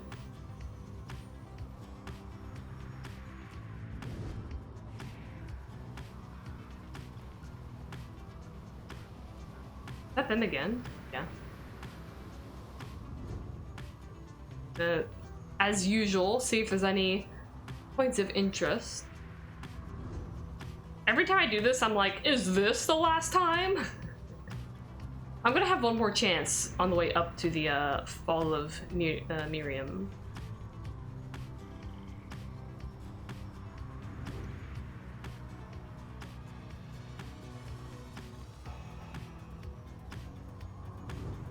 Aha! Yonder lies the Ridge of Gold, somewhat less imposing when viewed from this vantage point. Do you not agree, reader? The myths of the downside hold that it is no mere ridge of stone, but the remains of Lord Gandroth, once slain by Gol Galathonian himself. Lord Gandroth, the Serpent Titan. He brandished his tower shield and sent Gandroth's fury back into his countenance. Though, perhaps such tales are of little import now, when you stand to confront the Pyre hearts there in just a short while.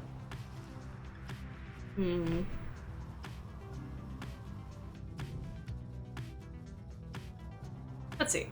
Hollow Root. Wolford notes a powerful talisman is rumored to be buried on this path. Tito suggests this route looks clear, so you should have time to pursue your vocations. Nah, let's go here. Downside Prairie, nice. Oh, I like the voices in the background. Right, there was supposed to be like a village here or something. You make a successful landing in Downside Prairie, near the southern edge of the downside. Memories of having first met Hedwyn, Jodariel, and Ruki come flooding back. Oh, wow. You now should have some time in the vicinity before continuing onward towards the Ridge of Gold by land. I miss Hedwyn and Jodariel. What's this? Downside Clinger yields fruit from time to time, though only if one says the magic word. Please? Oh my god. Downberry? I could have... It seems fitting that this is the first time I think we've come back to this area. Downside Prairie. The downside is connected to our realm via a single artery, then a river named for our prestigious sap colleague, Lusclorian. That river gushes into seeming nothingness. That seeming nothingness turns out, of course, to be the downside. Its existence undermines thousands of years of thought about the composition of our world. So interesting. Okay. So it's actually like not underground, but underneath? Anyway. The downside southern edge we call the Sandfolds. It is a desecrated wasteland speaking well to this land's lack of hospitality. Here the strength of many who survived the river journey finally fails. If only they could clamber further north, where lies the verdant Downside Prairie. A better place to perish, to be sure.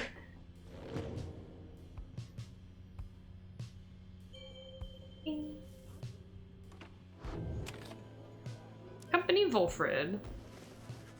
You and Volfred venture into the lush overgrowth of Hollowroot, along a circuitous path that takes you far enough away from the Black Wagon. My agents suggest that what we seek is somewhere very close, my boy. Perhaps you can already sense its presence. You can. After a careful search, you procure an artifact, either discarded by one witless to its power, or left there for the sake of someone such as you. Webbed Lanthorn? After bearer banishes an adversary, a banished ally has a chance to instantly return. Oh, okay. A dim and misshapen light whose enchantment is said to help the lost discover their true path. Cool. Probably never use it, but I like collecting it. Let's go! Ridge of Gold.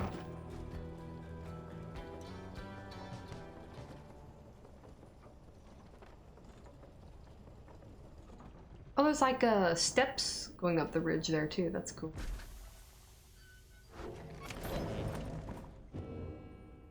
Aha! The Ridge of Gold.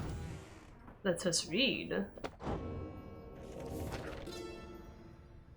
Ridge of Gold. The Serpentine Gandroth turned to brittle stone not long after his death. Of that you may be certain. What remains is a flat, elevated basin that stands us closer to the heavens. Upon the fallen Gandroth's hide, the stars themselves alight, and you shall know you stand on sacred ground.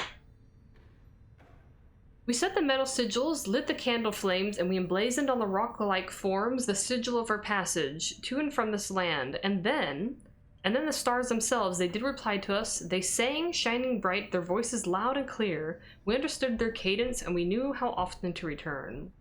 Oh, okay. Okay. Dude, I got some stuff to sell.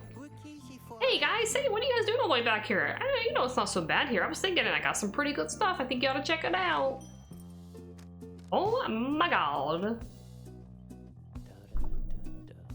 Plus 10. Holy moly. Downberry. Pluck from the downside clinger plant, strangling the back wall of your wagon. Used as a stress reliever. Take it. Take the mushroom as well.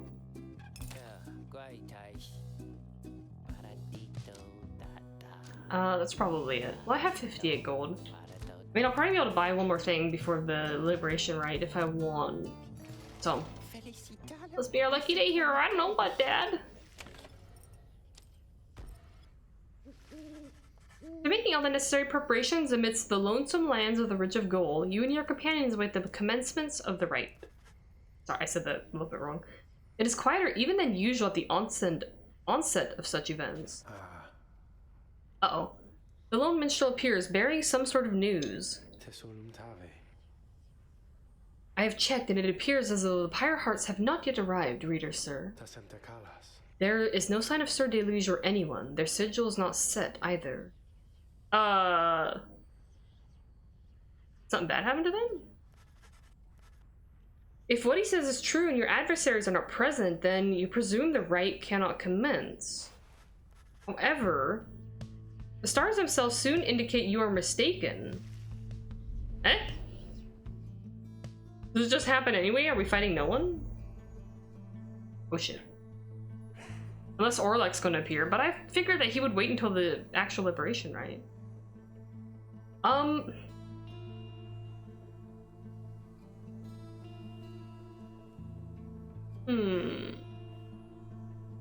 Dullness the locket. Let's try that.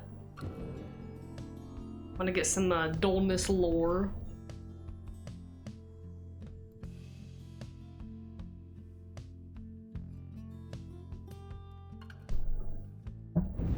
Reader, the Commonwealth, your home.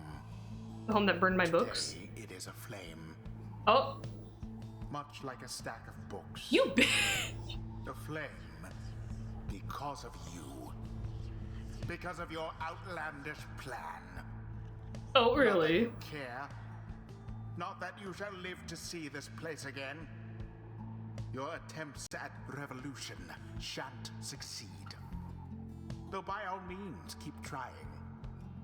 As for myself, I shall enjoy presiding over these remaining rites. I can't tell if he's telling the truth or not. Like, is he telling the truth that the Commonwealth is, quote-unquote, aflame? The rite is set to commence, but your adversaries they have failed to show. Huh? He's the wonders that the Pyre hearts decided not to show, knowing they would not have another chance at the liberation rite. Indeed, as the rites are drawing to a close, some of the triumvirates whom you have met, perhaps they are beginning to decide the stars are not worth heeding any longer. Sir Deluge, you wonder whether he would give up on the rites like that. I mean, it's possible? He lacks in courage, that much is certain, though his desire to prove his competence did seem to spur him on. Oh my god, would this have happened with any of the groups that I went to? In any case, we've begun the ceremony here, and so I ask that we end it. What? Who shall besmirch the Nightwing's name? What am I just gonna throw the... Okay.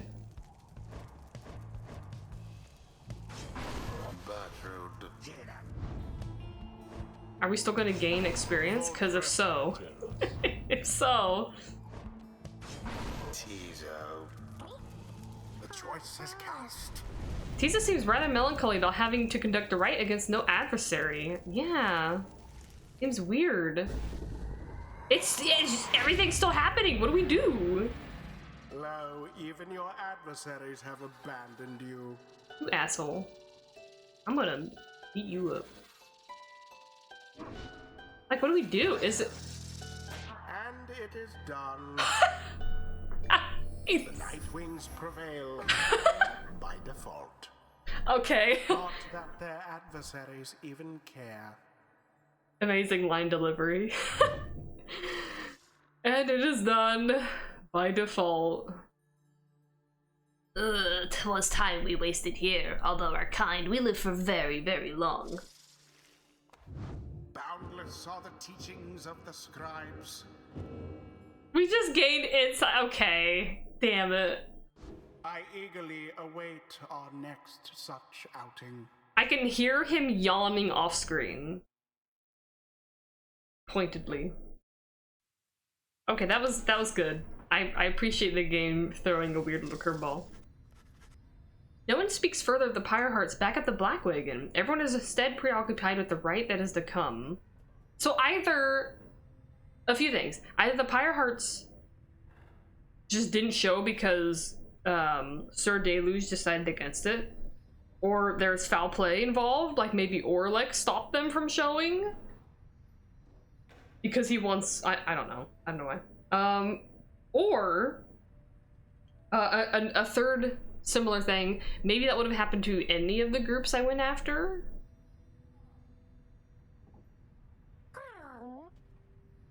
Iso can scarce believe this is to be the final opportunity to liberate one of your own. I'm afraid so. Our plan is an imperfect one, yet here we are, faced with this vital opportunity. 86% though, it's pretty good. He looks over to you. Reader, my boy, please go see for yourself. I think we all know where we are headed next, and I suspect I know whom we shall face when we arrive. The others turn to you as well. You turn toward the wagon's door. You know what you shall see out there. Now, however, the time has come to face it. Yeah. My god. The dim and fading light of the final star still pierces through the darkness, demanding your attention, guiding you towards the endpoint of your path. You see playing the golden star of Solium. I think I said Miriam earlier. I knew that was wrong too, and I was like, what the fuck was his name? I was merging the first and last name together. Solium Miriam.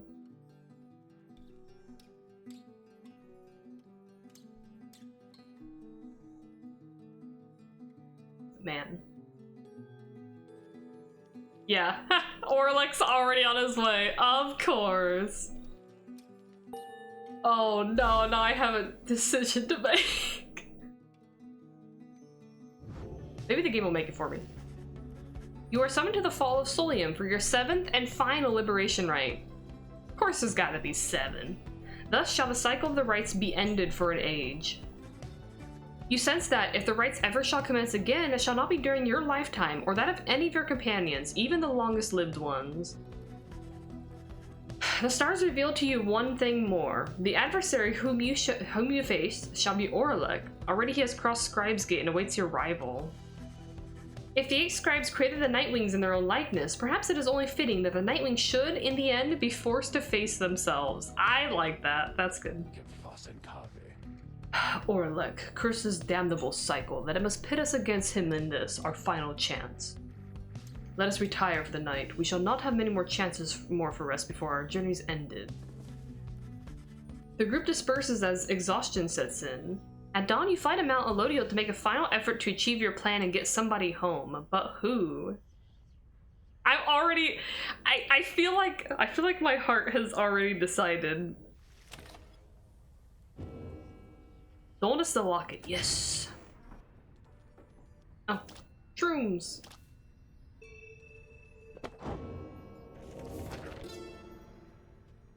Donus the Locket. Doubtless you've seen Black Basin, whose seething fissures yet spew noxious flame and vapor at the stars. Then you've seen the remnants of the Wrath of Dolnus, also called the Locket, for within himself he held the fires and the rage which shaped this very land.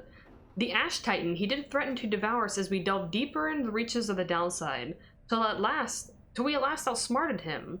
Quenched his flames we did when we lured an inauspicious storm his way. And so whilst the Ash Titan has fled, the sopping coward, we can see his handiwork remains. The blackened crags forever shall bespeak the danger which he posed. Let me give myself a brief reminder of which ones I have. Oh, I did do Plurnies. Okay.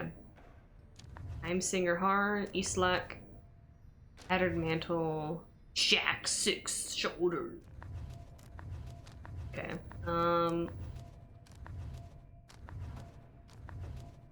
Violanthios, Sungrease, Driga. Is that all of them? Might be all of them. Hold on. Oh, they're all crossed out!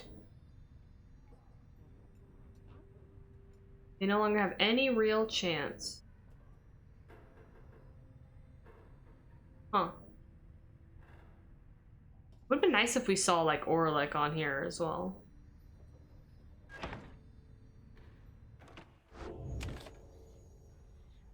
All right. Oh, I gotta take my break. I gotta take my break. Oh, Foolish God. reader, your so-called friends, you are accomplice to their hateful plot. They are exploiting you. Bro. You shall never have your freedom. This bitch. Okay, break time before while the ads are playing. Then we'll read this. There's no music playing in the game anyway, so this is a perfect time for me to put this back on. All right. I will be back in just a few minutes.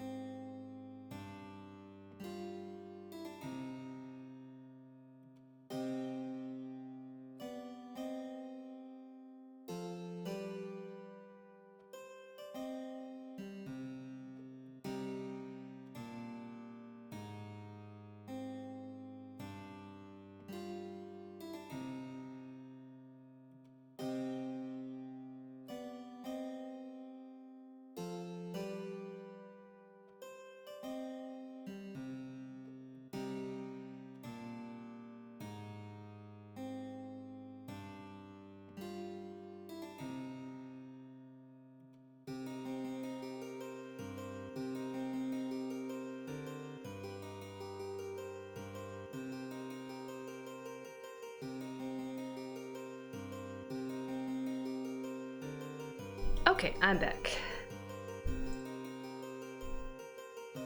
Good timing for that theme. Alright, make sure I'm unmuted. Okay, good. I had like 30 seconds left on the ads and I was like, oh shoot, I need to fill my water.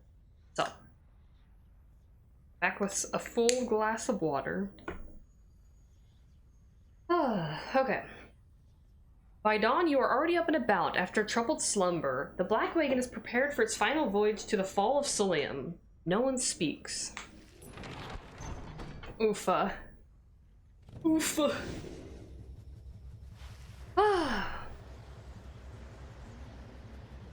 As you lift into the skies, the lone minstrel raises his voice, cutting through the somber mood. Reader, a certain olden ballad comes to mind just now. Oh my god, are you gonna sing? I think it may befit the circumstance. Perhaps it may help pass the time along our flight. Would you mind it very much if I were to play this song for the Night Wings? Oh my god, please, please, please, please!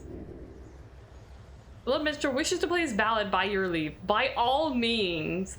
A song from the Lone Minstrel may help lift the spirits of your companions at this vital time. Why would you say not now? This, your final voyage towards a chance at freedom, is a time for quiet contemplation. Get out of here. You urge the Lone Minstrel to play his ballad so that all among you might hear it. He begins without another word. Oh my god, yes, I'm not gonna talk. I'm not gonna talk.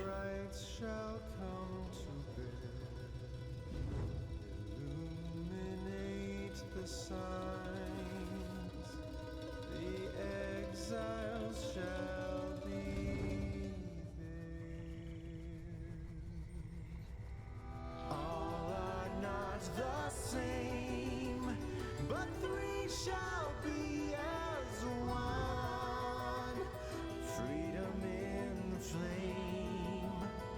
The end has just begun. Strength may break our own, but twisted make a brain.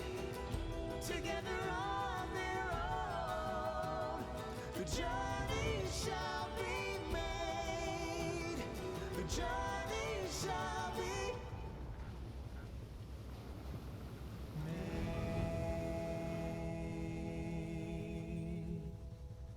Oh, that's so nice.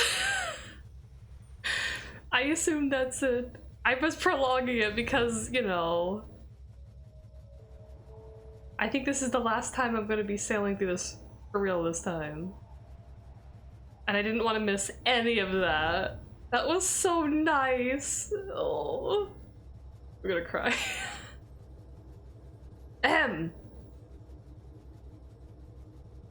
You sense Bertrude shall gain favor from the scribes if you land here. Temple High Road. Since Tizo shall gain favor if you land here. Oh, I want Tizo to have favor. I'd love having favor.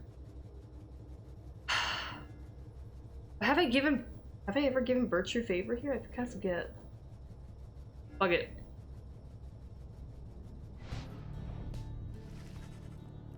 You touch down amid the great heights of Mount Elodial to make pilgrimage to the summit for one last time. There, one last liberation rite shall soon commence. There, one last exile shall regain his or her freedom. All others shall remain to carry out their sentences here in the downside for the remainder of their lives. Unless we find another way. And in the Commonwealth, the plan of which you are part shall either come to fruition or shall be suppressed.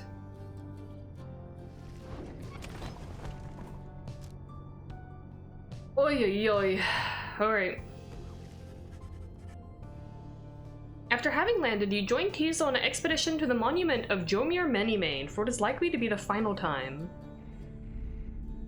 Hello again, great-grandfather. I have come again to ask you a favor, if you please. My friends, they wish to all return to the freedom. I was hoping you could help them just this one last time. I understand they cannot all go home, that this is beyond even your power now that the Titan stars have spread across the night. Yet by your leave, I wish to help them this last time. They are my friends. They are my friends. What else is there to do for me now, save to help them?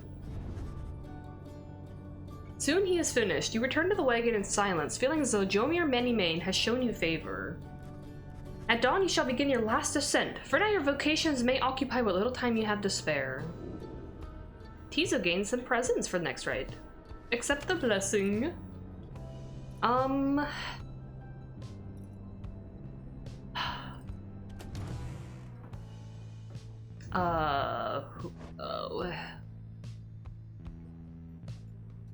won't be able to level him up. That's fine. Alright, you know what? Since I can't level either of those two up, we'll just do some, foraging. Floating rings. You sense something Falcon Ron values here. Whatever gives these rings their properties, it has value, if only for novelty's sake. Hued monuments. You sense a potent serum here. The waters that collect at the base of these statues is thought to be sacred. That sounds fun. Oh, let's go. Sure, why not? Aha! Permanently grants quickness. Hell yes. I much prefer that. Cool.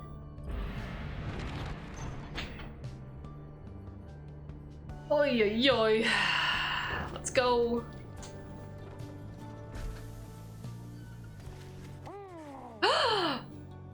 Yes!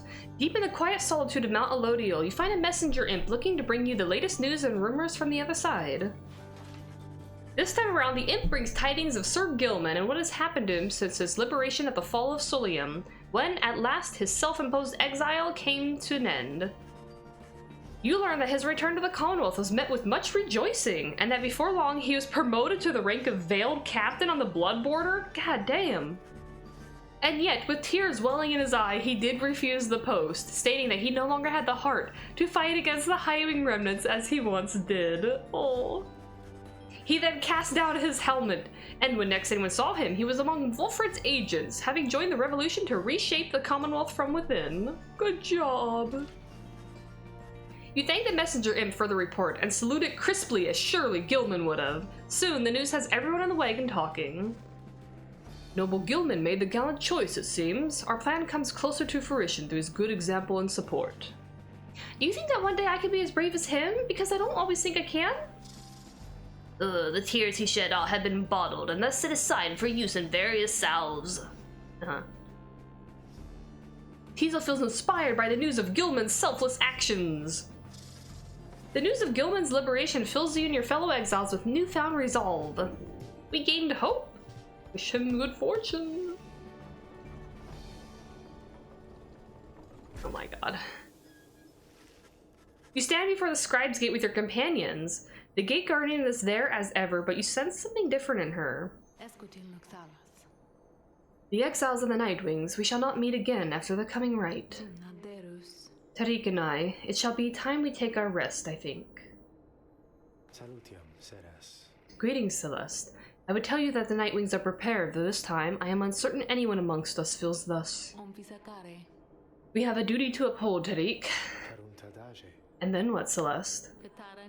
And then nothing, not for the Rites or us, not till the dawn of a new age. Are you sure? Now, Nightwing, step forward. Please state your names and what it is you seek whilst crossing Scribe's Gate. When the lone minstrel smiles without his hat on, I don't know. It does something to me. Oh, are we hearing everyone say stuff again? We are called Big Bertrude. We seek to fulfill the plan of Sandalwood, for we are fond of him and his beliefs, and then to go about our business. My name is Wolfred Sandalwood. I long as yet to see an age where freedom is one's birthright, and no longer are good people such as these forced to contend for it. He's so cute! Tizo believes that his ancestors are watching over the Nightwings and seeks to live up to their legacy. Oh, my name is Faye, and I'm here because the scribes, this is the path that they've shown me and all of us. I like it when they call to me. Finally, you step forth once more. You, a crippled scholar who vowed to help his friends be free again, and who managed to come this far with this group. Thank you for putting in all of my choices here, Supergiant. The gate guardian observes you for a moment, then motions past the archway towards the summit. The 8 scribes bid the Nightwings welcome. Go forth with glory. Except for you, Tariq. You stay right there. I thought you said... The rites are not yet ended, Tariq. Oh, she smiled! Look at her, she's smiling! He looks to her, then over to the rest of you. Pardon me, everyone. I shall be there when the stars align. Oh. Oh! The Gate Guardian and the Lone Minstrel remain together as the rest of you depart. Now kiss! They might not. They might not actually be it. I get vibes from them, okay?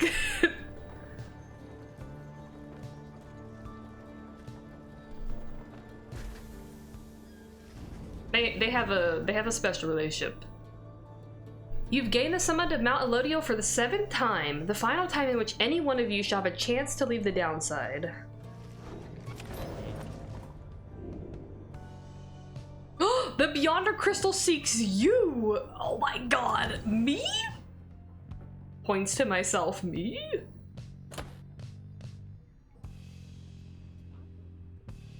"25 total rites conducted, huh? Damn. Wolfred is deep in thought. Gertrude's inspecting talismans. Faye is lost in prayer. Tizo is up in the rafters. Alright, wait. Tariq is out on his own. Yeah. Sanjo's laughing to herself. Hello. Thank you for visiting on such a short notice, reader. I understand you have important matters to attend to. So let me be blunt. Please, listen for a moment then. I know this whole affair is coming to an end, all of it. I sense the binds that form the rites becoming weak. Which means that soon you will not need me anymore. Not that you have needed me at any point, but still, my services will not be of any further use. I would love to tell you that this means I shall be free from my eternal prison. For some of my beyonders, it shall be a release. My accomplices are bound by weaker words than those which have bound me. They shall fade away, I think, and finally rest. I, however, shall remain. She hesitates for a moment. Thus, I have a proposition for you. I do not know where you shall go from here, but I ask you to take me there, wherever it shall be. By that I mean, take the stone prison of mine and keep it. Do not just leave it as all your predecessors have, each time their stay among the Nightwings reached an end. Soon the Beyonder Crystal shall serve no use at all, except to keep me trapped. I am content to remain thus, for I have little choice, but I prefer to do so in your company. Oh! For I do enjoy your company, reader. This may not be much of a compliment, but I assure you that I much prefer your company to an eternity of solitude. I relate I get that. I would hate to leave her here by herself, too. I have no wish to see you gain in years and to eventually decay whilst I remain unchanging. But I should rather have more years whilst having contact. Even if those years are to be brief, they shall afford me many more in which I might think back upon our times. Nor do I expect you to accommodate my needs, for I'm well aware that I have limits in accommodating yours. That is to say, I wish to go forth after this night and... I wish you to go forth after this night and live your life however you see fit, for your own sake. May all this rights business enrich your coming days somehow. And, in considering that life after this night, if you think that there may be a place in it for me, however small, then, once again, I simply ask that you take me along. Oh. That way, should you ever wish to visit me again sometime, you could, and I would like to have that as an option more than not. My request here is a selfish one, for there's little I can offer in exchange other than what little my companionship is worth. Perhaps I could lull you to sleep once in a while. Who knows? You could always try to sell the Beyonder Crystal for a reasonable sum somewhere, or something to that end. There must be someone out there with an interest in this thing. So then, you've heard my sad little proposition. What do you say? Sandra wishes for you to claim the Beyonder Crystal for yourself. Agree and do it. Why not? Sandra has proven to be a kindred spirit. You would rather not part ways with her. Decline with all respect. The Beyonder Crystal is not your property, nor is Sandra's penance your responsibility. No, I think I'd do it. My person would definitely do it. You grasp the Beyonder Crystal and set it into the folds of your clothing. I just stole it right then and there. Sandra senses this and makes a sound as though surprised. Thank you, reader. She's at a loss for a moment, then... Let us go then from this place. Go and face your last remaining adversaries. May you crush them under heel and achieve the outcome which you seek. I believe you shall prevail. She disappears into the stone for now. You took the Beyonder crystal with you. Keep it with you. Oh my god, the music just ends so suddenly. Drake's preparing his songs.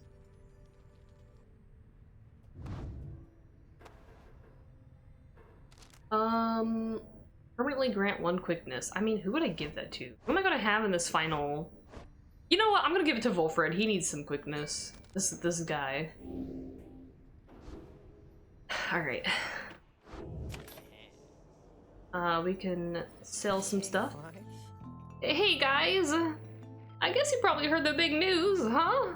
Yeah, well, I'm going out of business here, I guess. Just hasn't been the same, you know, with the stars all fading out and stuff. Anyways, just want to say, you guys are great, and I sure want to miss having you guys as customers and all that. But I got some good news too. All my stuff is all on sale now, and I will throw a little extra in there just for you, okay? So, enjoy, and maybe I'll be seeing you guys around, okay? Henceforth, all of Falconron's goods are 5% off. Great. What is this shit?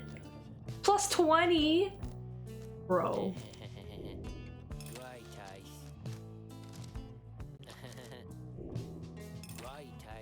Incredible.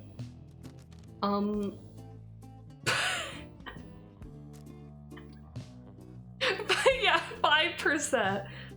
What a steal. I could buy this.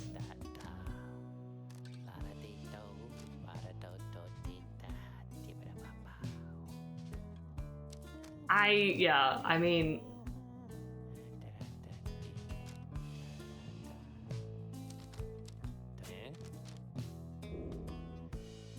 Jesus Christ. 16? Can I even buy any of this shit? No, I fucking can't. Alright. That's it. You guys have a good day out there. Oh boy. See if I remember to use it. This is your final opportunity to liberate one of your fellow exiles and help fulfill Volfred's plan. Oh my god, I don't know what I'm gonna do. You have gained the summon to Mount Elodial for the 7th time. Very few stars remain above to light your ways. You await the commencement of the final liberation rite. Oh my god, we're here. The lone minstrel finds you clutching the Book of Rites, seeking there perhaps some bit of wisdom that has eluded you thus far. Reader, we may not have a chance to speak again after this. I may have to go. Where are you gonna go? I wish to say that I'm grateful for having made your acquaintance, and I shall remember you with fondness. I wish you well this night and always. Go forth with glory. I don't want you to leave. Wah! Then he looks up and he extends his hand in friendship. You clasp it. Yes!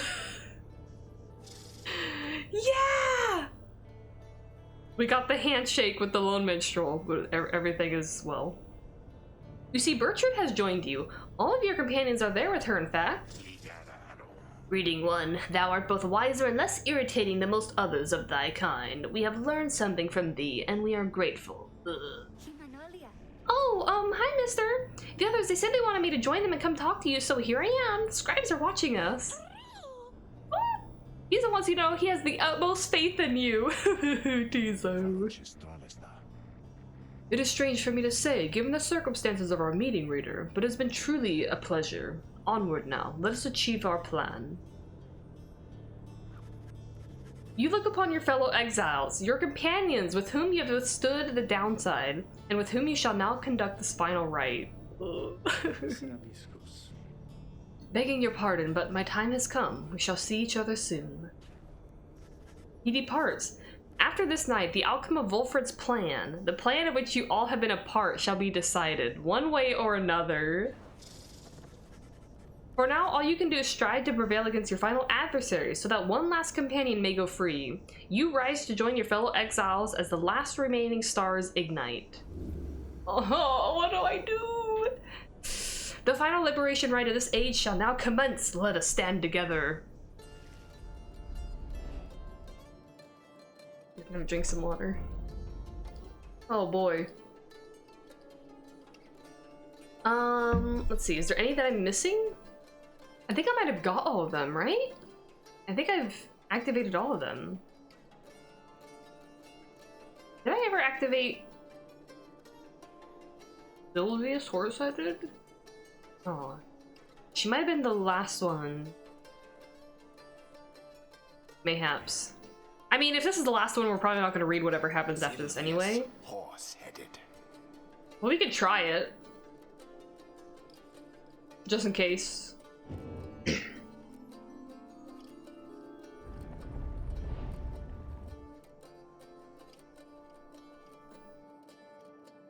Having come this far, you need but take the final steps upon your quest for freedom.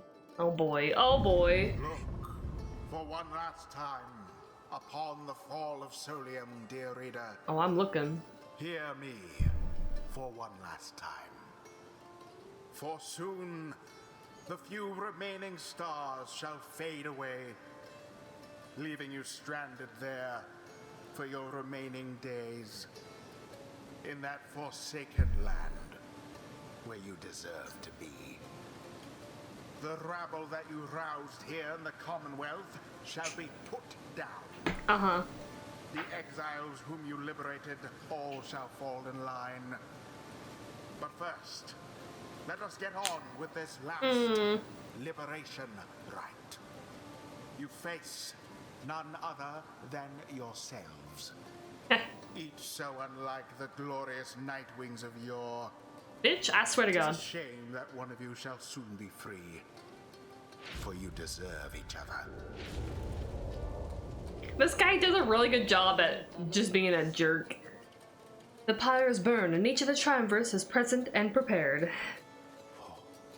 Oh, but before the lone minstrel can concur as per the custom. Oh, I'm so glad I said the line last time, because I was like, this is gonna be the last time I have to say this, I better do it right. Not another word.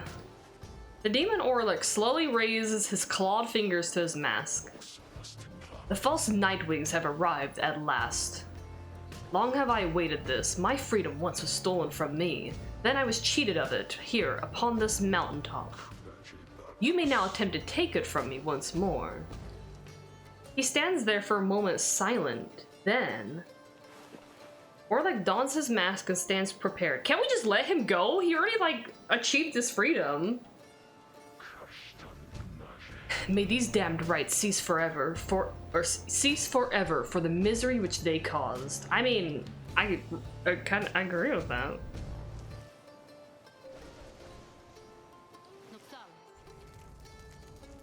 Like, especially considering at this point with the rites ending, all of the other exiles in here, they're just going to be stuck in here. Like, how fair is that? That's not fair at all.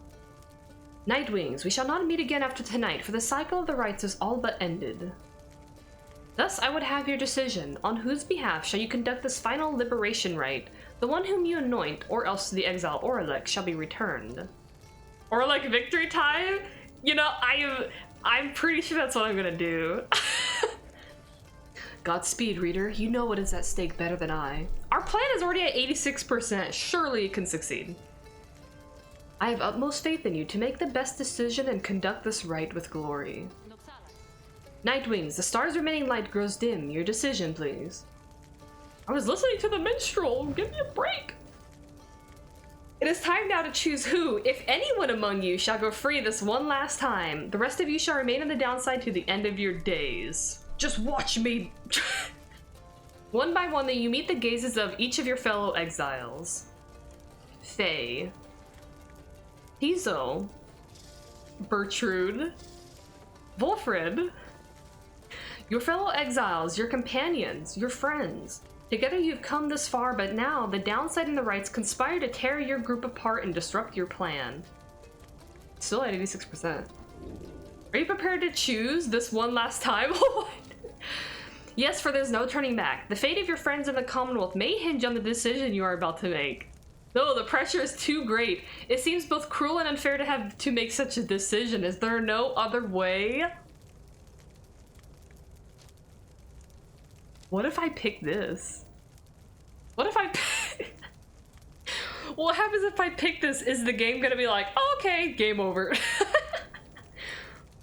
Is there gonna be...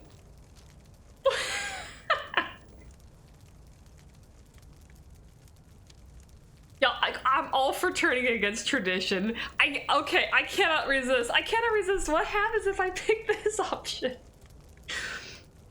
The game ends, it autosaves, and then it deletes my save. No, the pressure is too great. Having to make this last decision is unconscionable. It is too much. You hesitate, but then you sense a reassuring voice enter your thoughts. Oh! Do not give in, reader. Do not give in. We stand with you. The choice you are about to make, however you shall go about, and whatever the outcome, we understand. Oh, that's great. And so you need not hesitate, and you need not explain. So please, trust in yourself. For all the rest of us, we trust in you. This is incredible. This is literally the game, right? In a sense, telling you that, like, regardless of what your outcome is here, if you're someone who's considering letting Orlek win, do it. Your group trusts you. You reconsider what you're about to do. You cannot back down. Okay. Yes, for there's no turning back. With but a glance, you reassure your fellow exiles that you know what to do. One final opportunity for salvation. Oh! Too bad for the rest of you. His bio updated. His fucking presence. Jesus Christ. Oh. Motive insurrection. Wait, hold on. Insubordination. He refused a direct order to return to tending casualties on the blood border. Insurrection. The records show that he harbored sympathies for the enemy and showed no love of country. Oh, interesting. Orlek has survived for 18 years in the downside thus far. It is a life sentence. God damn. He was repulsed by what he saw on the blood border, which sowed in his heart a yearning for a greater peace. He tried to use his influence to negotiate a treaty with the Highwing remnants, but not everyone was swayed. One day, he received direct orders to return to the front. When he refused to soil his hands again, they cast him down. There in time, he became affiliated with the Nightwings and grew to become one of their finest rites conductors, until tragedy struck and he was left clinging to life at foot of the sacred mountain. I had to let him win. I had to let him get out of here. And you know what? It's possible that he could, maybe he would join the plan. Maybe he would help us succeed. I think he's more than earned his chance to get out of here, you know?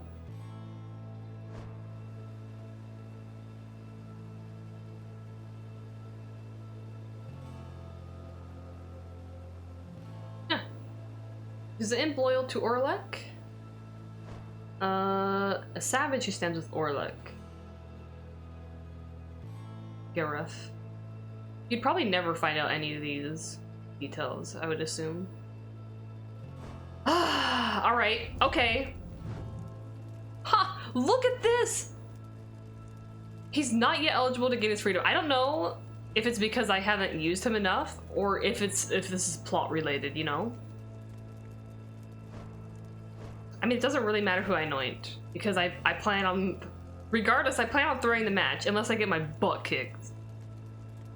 Oh, but if I had to anoint someone... Oh god, I don't know. Would it be Faye? If Faye can leave, for example, if I did not throw the match, if Faye left, she could probably find the others and rejoin with them and be at peace there, you know?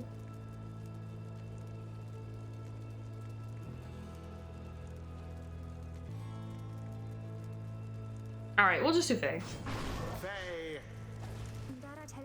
Me, I can finally go home? Not yet. I mean, I know I can't go yet, but if the scribes allow it, maybe soon, this final time? Your choice is cast. As for your other companions, you sense a clarity of thought and purpose in each of them. They stand ready to support Faye as well as you. Who shall lend her support? Well, Yeah, obviously. Teaser. My boy. Tisa's ready to do whatever it takes to see Faye regain her freedom this night. Me wincing as I think, I'm gonna throw this match. Alright. Bertrude. Thy will is ours, reading one. Let the remaining stars shed their light. Oh my god. Let the remaining stars shed their last light upon our ceremony here. With that out of the way, Those are to be my adversaries then. And who is it, I wonder, who asserts his will over that group? You sense Orlek is searching for you, almost reaching out to you. Hello, yes? Oh, hi! You, the shadow of the false Nightwing. They are nothing to me, but you who relinquish your own liberty for sake of them, strange. It is fitting then that I should have to face one such as you. Interesting. He specifically, like, reached out, like, trying to find me with his thoughts. Then Orlek stands at the ready, signaling for his two allies to do the same. By the light of dawn, the cycle of the rites shall cease. Let us see if we can finish this ordeal before that time. The sky above begins to shudder. The final liberation rite is about to commence. Tariq. Aye, I'm prepared, Celeste. Then let our song this evening shake the stars themselves. They're turning up the volume. Aye, Celeste, let us make sure of it. They're turning up the bass. Oh. Oh! Tizo. Oh, he would know Tizo! Tizo fumbles with his mask. Oh my god, yes, yes, yes. Oh, my baby! Tizo recognizes Orlek and greets him tentatively. Say hello to him. Yes! It is good to see you. Orlek reaches for his mask and turn. I'm so glad I always bring Tizo. How was the horn mended? Tizo indicates his horn has not bothered him for a long time now and thanks Orlek for it. I knew it! I knew that was the same fucking... Good. A full recovery then. But it is unfortunate to see you standing there with them, Tizo. Come with us, no questions asked. Oh! The proposition seems to catch Tizo off guard. Oh, baby!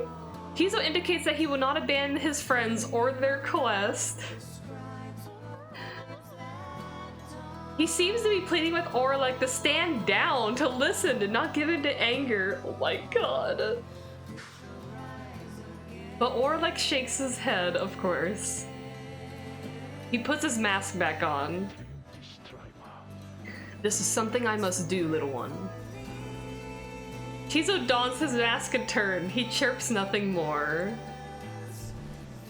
Whoa! Oh shit. final chance at liberation for the age. Erect, idiot. Ah. Oh! What? Oh shit.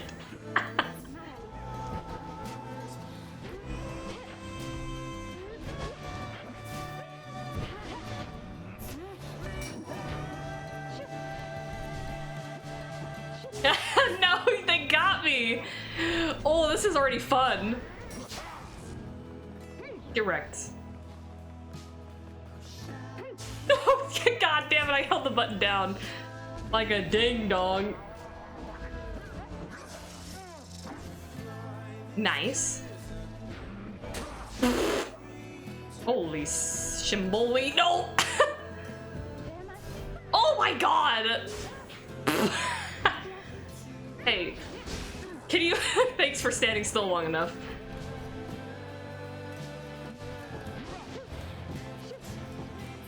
Yeah, okay. Look, I at least if they're decent enough, I want to at least have a honest go of it, you know? Ah, didn't jump far enough, did you? I want them to win of their own accord, you know? I don't want to have to throw the match, but I will. I must. Oh! Shut up.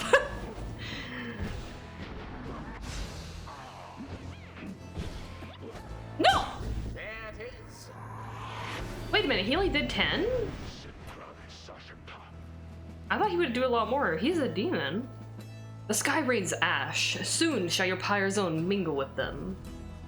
Just then the skies above begin to rain down fire. The final throes of the cycle of the rites and the ending of the age.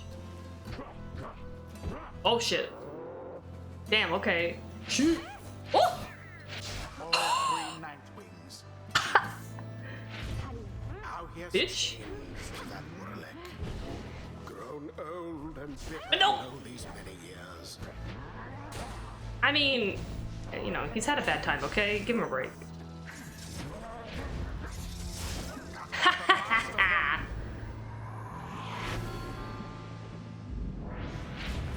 Let's see you Nightwings keep this up. Good. Oh, I I feel so bad for her. I never get a... Hey, like that, huh? Oh! Hit the button way too late again. Oh! Oh! God damn it! You. Wow. No, get back here. Now what you gonna do? Oh! Oh! Oh shit, that hits people randomly! No! Red-handed. Bye. No! God damn it! Oh shit! Oh, there it is! Okay! There's a symbol that forms. Oh no! Barely. I don't know. I might have to throw this match. They're not doing as well as I expected they might. Orb.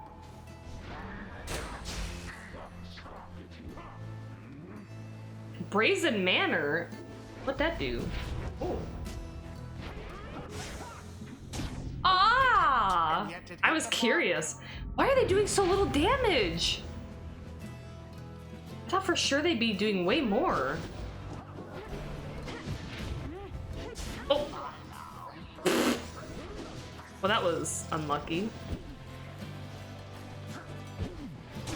The bog crone dove into the flame. Oh my god. I'm gonna have to throw this match. They're not doing nearly enough damage. So the false Nightwings bear their fangs at last. But that cannot be your finest effort. You think you deserve freedom more than I? Then fight for it, damn you. Come on, make a goal, dude. What? You wouldn't hurt Tiza, would you? Okay, you know. Ah! Why? I want to see him. Oh, there he is. He's doing more damage now. Okay. Guys, you already know I'm throwing this match, right? You already know I'm doing that. I can't not do it. I want him to have this freedom.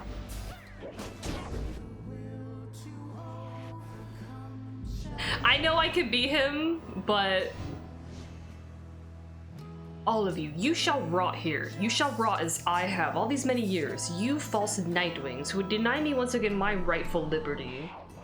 You who deny that liberty to all of the triumvirates you face and vanquished under the guise of the traditions of those blasted scribes.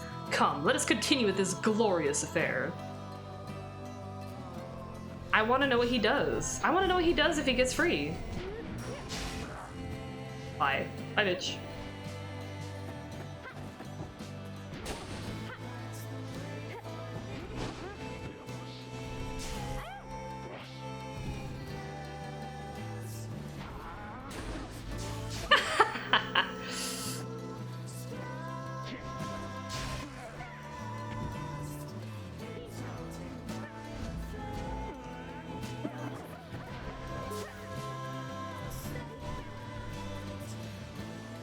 Do do do do do.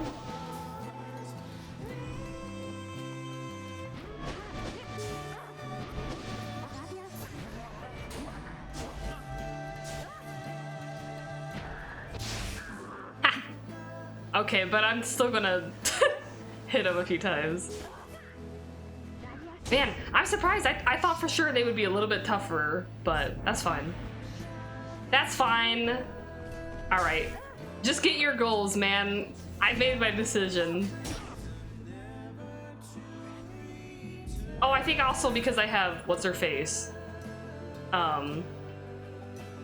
Your Pyre's flames now threaten to die out at any moment. Orlick makes a sound like laughter, but says nothing as he prepares one last assault against your side. I might be making a mistake, but like, the plot compels me. You see, I have to try it. I have to see what happens.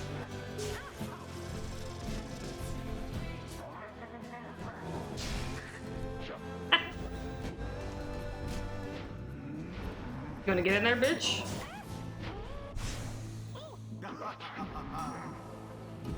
Celestial spike, he did a eject shot! The voice is even laughing at me now, this bitch.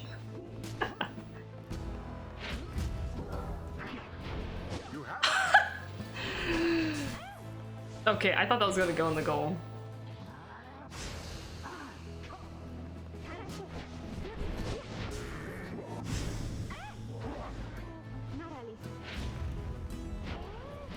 For fun. I just wanted to explode him one more time, you see? Hi. Faye banished. I'm surprised they didn't grab the... Interesting tactic. Why would you give me the ball? Oh my god, can you just put it in the... There. Righteous. Oh my god! Come on, dude! Just throw a fucking ball in the pyre. Stop. There you go. Elfers. Oh my god, how do they win? Wings. Proved their worth. Am I the only person who's done this? Made them work for it a bit. Look, they should know that I threw the match for them. Liberation right. And thus, the scribes have chosen. Oh, I'm sorry, Penny. This must be what the scribes desire, so then it is what I also think, or what I also want, I think. Orlick appears, his head bowed. For someone who has triumphed, you sense no pride in him. Mayhaps you should think a little bit. You posed a reasonable threat. Come on, dude, you know that I threw that for you. Now, farewell. You look upon Orlick for what you expect shall be the last time. Any moment now, the shimmer pool shall engulf him. What if it doesn't come? Any moment now, he shall regain his freedom and return unto a commonwealth he has not seen in half a lifetime. Any moment now, the cycle of the rites shall end until at least the dawn of a new age. Any moment now. Oh no, please, come on. And thus, the scribes have chosen. And thus, the scribes have chosen. Oh shit. Oh no. And thus, the scribes have chosen. He's getting more hysterical. No. Uh-oh. Nightwings. Reader. What have you done? Is it because we were Nightwings against Nightwings? I wonder. Oh, maybe this is even worse for him now. Nothing happens. Soon, Orlick tenses up. Each prior time upon the fall of Solium, the Shimmer Pool has opened, following the Liberation Rite and taken in whichever exile prevailed. But now, all is still, and the light of the stars above has all but died. You sense a growing fear that it is already too late, that the Shimmer Pool shall not reveal itself again. Orlick laughs to himself. The 8 scribes saved their greatest treachery for last. Then something else catches his notice. Wait. Oh! A sudden rush of starlight cascades to the stillness of the summit. The Shimmer Pool has appeared again. Oh god, why is it red? Different somehow, but open. Uh-oh. Orlick looks upon it, but it does not engulf him, or at least not yet. It seems I was mistaken then. The 8 scribes, this is not their greatest treachery. It is their greatest jest. The Shimmer Pool is flung wide open. Oh! It seems that all are worthy now of freedom. Just then Faye approaches. By the scribe. So you mean then we can all go home? Faye moves closer to the shimmer pool, but... Halt, Faye. It is a warning. Faye recognizes it as such and heeds it. The shimmer pool has lost most of its strength. You step inside and you shall surely perish in the current. Of that I can assure you. Oh. Orlek shakes his head. Then I am cheated once again. No, the shimmer pool is revealed and one of you may still return as planned. But Orlek, as the victor of this liberation rite that ends an age, the choice of who is to remain is no longer decided, but is yours. So it's like given to him. What? Having to choose from those anointed, ere the last light of the stars is extinguished and the rites draw to an end. This is the final trial of the scribes. The final trial of the scribes. All that remains then is for me to choose myself. Is that what you are saying? If that is to be your choice, then yes. Okay, I'm fine with this. I want to see what he does. How is it even a choice? What reason would I have to? Orlek, make your decision quickly, lest it shall be forfeit. I do not know for how much longer the light of the stars shall offer you this gift. Why do I hesitate? To have come this far, to have regained what ought have already been mine in all those years ago. Why now would I hesitate to claim my right? The final trial of the scribes. Orlek is lost in thought. Oh my god! Manipulate him?! A mind preoccupied becomes highly susceptible to unconscious influence? What the fuck? Let him work about. You are loath to tamper with the thoughts of one in the midst of a crucial decision. Reach out to him. Perhaps you can help Orlek work through the troubles weighing down on him. Remember how I said I was a bit of a meddler on this? I want to do this. On one hand, I want him to come to a conclusion all on his own, but on the other hand, I want to talk to him. Hello? As Orlek struggles with the implications of the choice he has to make, you reach out to him, maintaining calm. Soon he becomes aware. You, Shadow of the False Nightwings, I sense you lurking at the edges of my thoughts. Be gone. You venture to a place more desolate than the one which you have been exiled. But you remain with him. Soon your thoughts are known to him as well. You, all this time you stood by them, clinging all the while to your faith that you yourself could still be free someday. How foolish. And Volfred, the remorse which he expressed to me then, it was genuine. Oh, yeah, oh, yes! Okay. This plan of yours, back when we stood together on the Rites, it was our plan. Okay, so he was also... Yeah.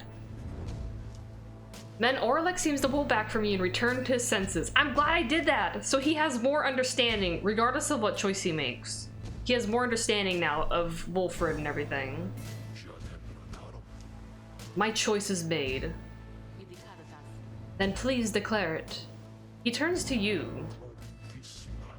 You there, Shadow of the False Nightwings. Yes? Oh, I would have you be gone from here, back to the Commonwealth. He's gonna set me free?!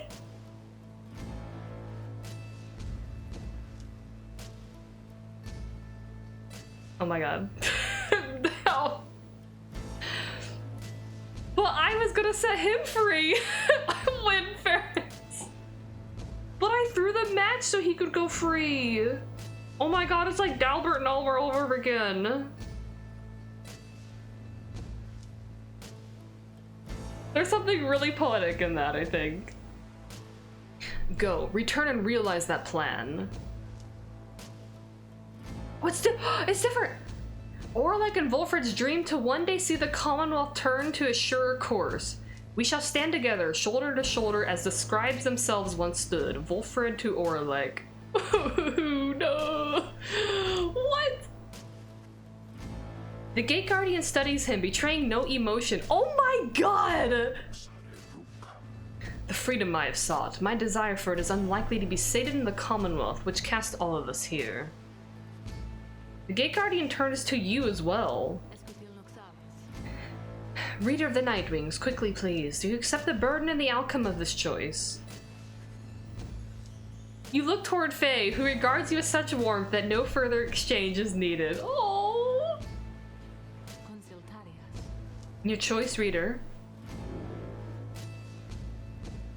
Orlick has offered you your freedom. It says that Orlick go free instead. Oh my god. He earned this rightfully, not just once. You cannot take something like this from him. Ask for Faye to be free. You intended to prevail on her behalf. Perhaps there's still a chance. Humbly accept. This is your chance to finally be free after all you've been through. Oh my god, game, why would you do this to me?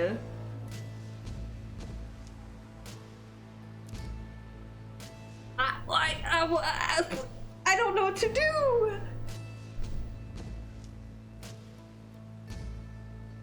I don't know what to do. I threw the match so he could go free, and then it turns out it's his decision, and then he mind reads with me, and then he decides that I should go free. Are we just gonna keep going back and forth and be like, no, you go ahead, you go free? Is it rude for me to insist that he go free? Should I accept it because he came to this choice of all of his own? Oh my god, what do I do? My god, I don't know what to do. Oh my god.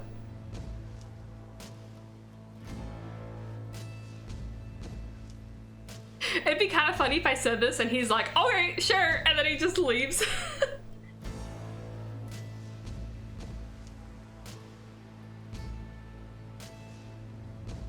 But like, I really feel this way. I still feel like he earned this, you know? Ugh.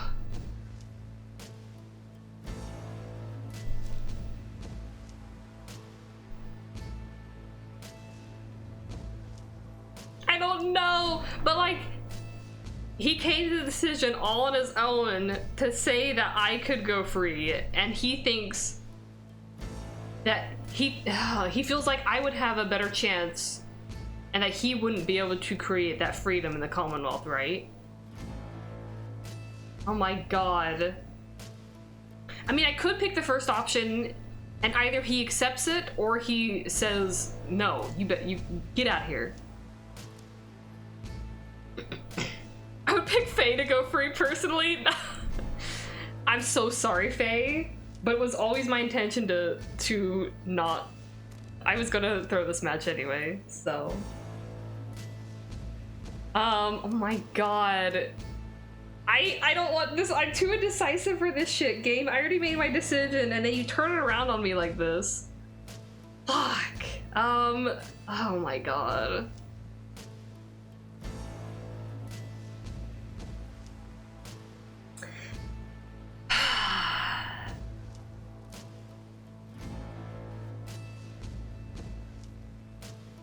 I want to be able to say this to him. I want to tell him, like, you earned this twice. Are you sure? Like, that's what I want to ask him. Like, are you sure, dude? Like, you earned this more than once.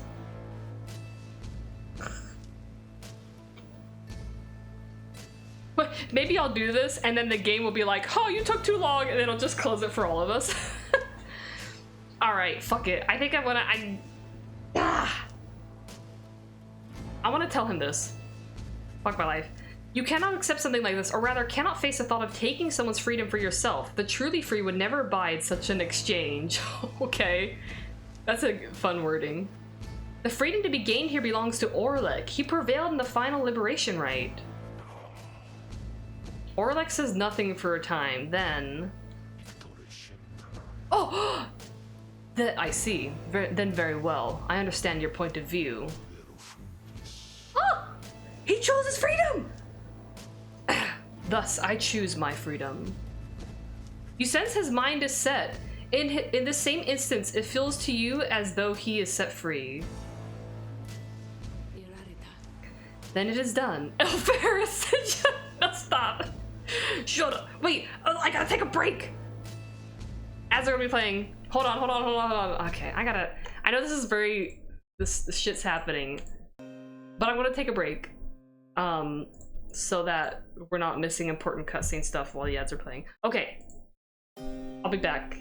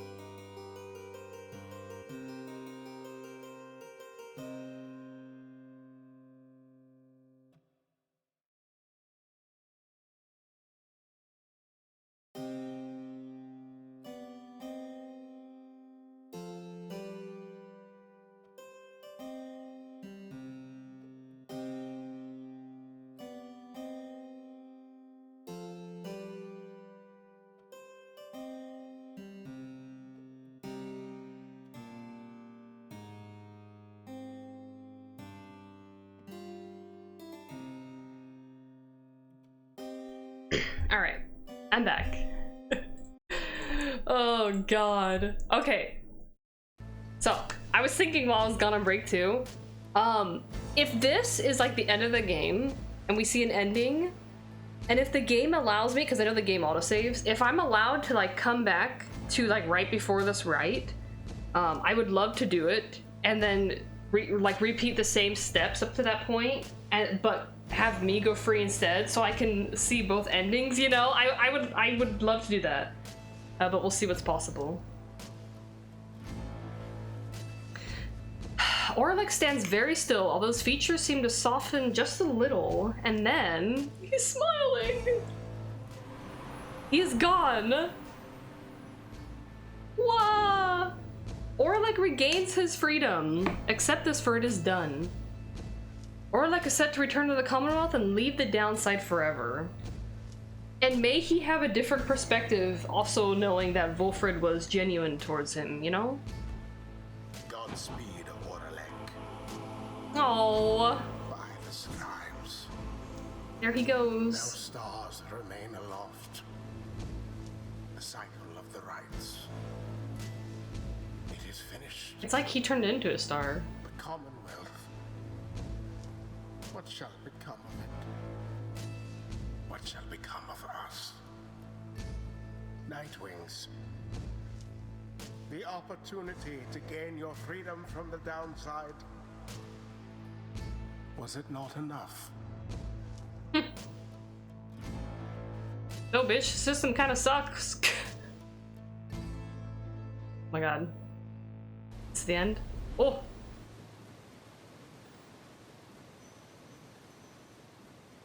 Oh. Oh, pretty. Oh shit, okay. That night, the exile Orlick returned to the Commonwealth. He was to be the last. The stars had faded and the cycle of the rites had run its course.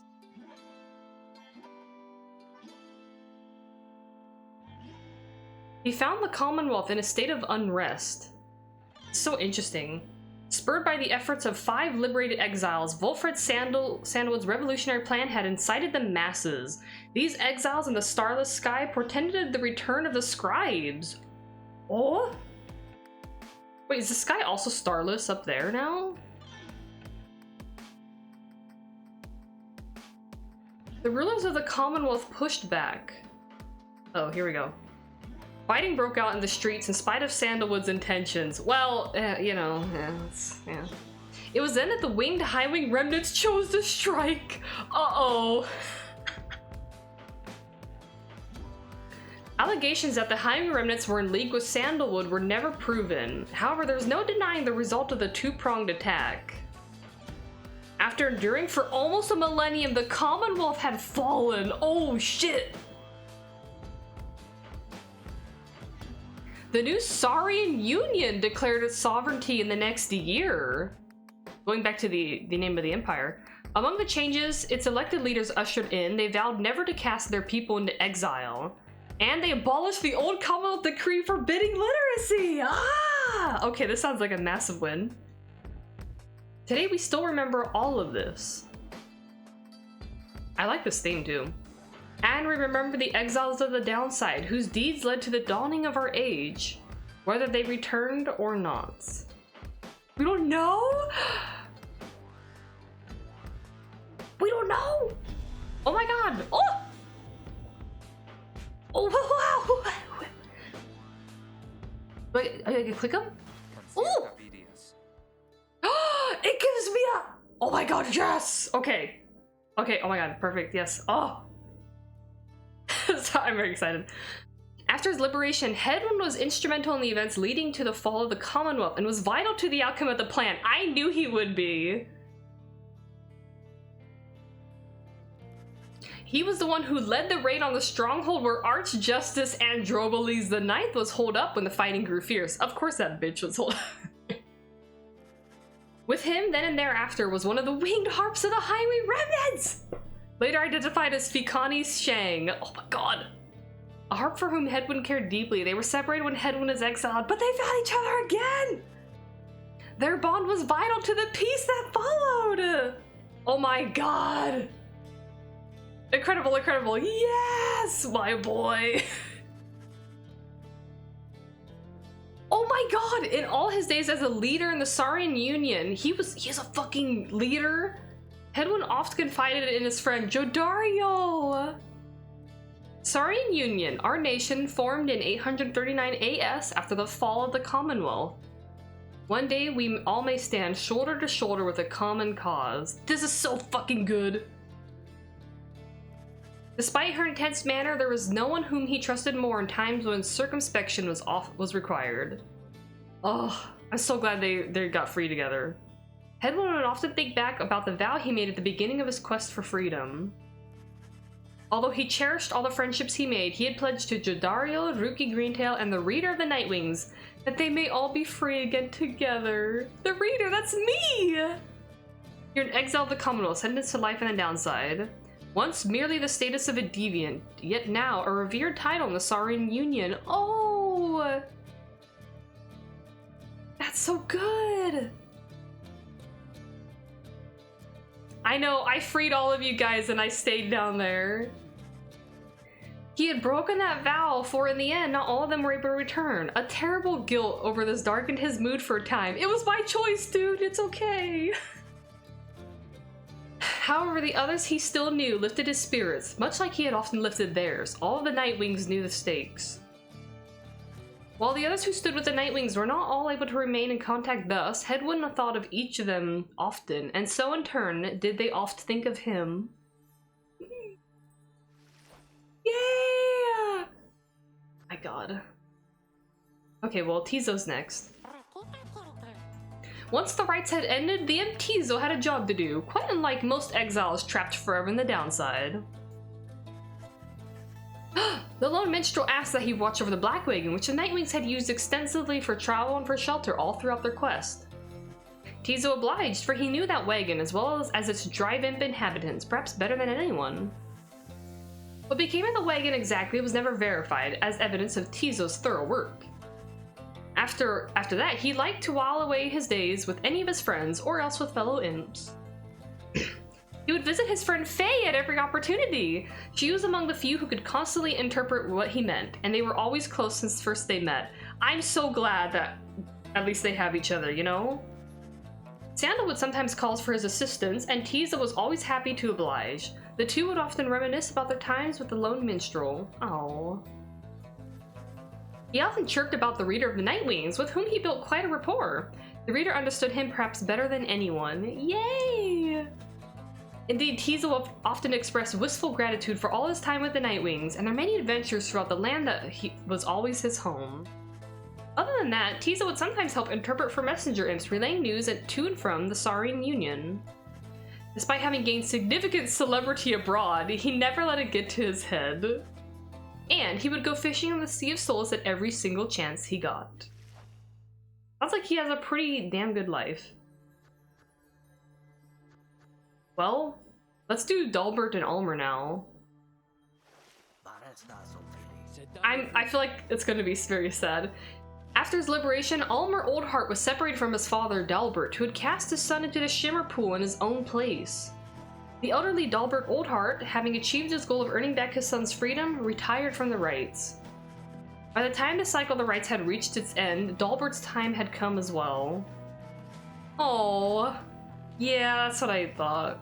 Almer did not learn of this until much later. Surely Dalbert would have wanted it that way. Would that he could have seen his son during this vital time. On the night of the scribe's return, Almer became inspired by what he saw happening all around him. The scribe's return! Inspired by the liberated exiles, the people of the Commonwealth demanded new leadership. Cast yourselves down, cast yourselves down. Chant from the scribe's return. Huh. Interesting. It reminded him of his father's words and beliefs. Soon, Almer joined the fight, protecting others bodily as the situation escalated. Oh yeah! By dawn's first light, it was over. Almer was exhausted, but the cause had prevailed. From that point forward, he worked tirelessly to continue his father's work as a historian and curator of Kur culture. What a great ending! Oh, I'm so glad he was able to, like, you know, decide to do something and not be so distraught over, you know, his father. He ended up providing invaluable perspective during the formation of the Saurian Union as someone strongly connected both to Kurs and to his own kind. Good! He found that the Oldheart lineage carried a great deal of respect and was able to bridge many cultural issues between his people as they transitioned into modern times. Not a day went by that Almer Oldheart did not think about his father and give thanks to him and speak to him at morning and at night. Oh. Would that the stars yet shone, for surely Dalberts would be there among them, smiling down at his son and watching over him and his kin. Oh. Wow. my glasses have a smudge on them, and I need to like wipe this off so I can read better. Because it's like right in the middle of the lens. Alright. Oh my god, I have so much reading to do. Yes! Oh my, yes, I could click these guys too. There's Ron in the background, bro. Alright, let's see what happened to this jerk face. After the final liberation rite, oh yeah, we get his kick-ass theme. Why is his theme so good? Lendl refused to believe that the rites had truly ended. He would sit through night after consecutive night, staring into the blackness of the sky, awaiting any kind of sign that he might gain another chance at freedom. No such sign ever came. His fellow accusers started to express concern for him. Survival had become their top priority once liberty had slipped from their grasp. But Lendl dismissed them as weak fools. He insisted rather forcefully that any evening now the stars would shine for him again and mark the way toward his inevitable freedom. He was, of course, mistaken. The others in his triumvirate were left with little choice but to abandon him. After that, the exile known as Lendl the Liar was never seen again. I mean, yeah, he probably died. Oh shit, he became a demon! Alright, you know what? However, there have been since sightings of a bedraggled demon who wanders the downside and bears Lendl's cruel countenance, suggesting he yet lives. Interesting. Yeah, alright. Too stubborn to die. Alright, Seatbelt Sandra. After the cycle of the rites ceased turning, records of what happened to the Black Wagon of the Nightwings became inconclusive and contradictory.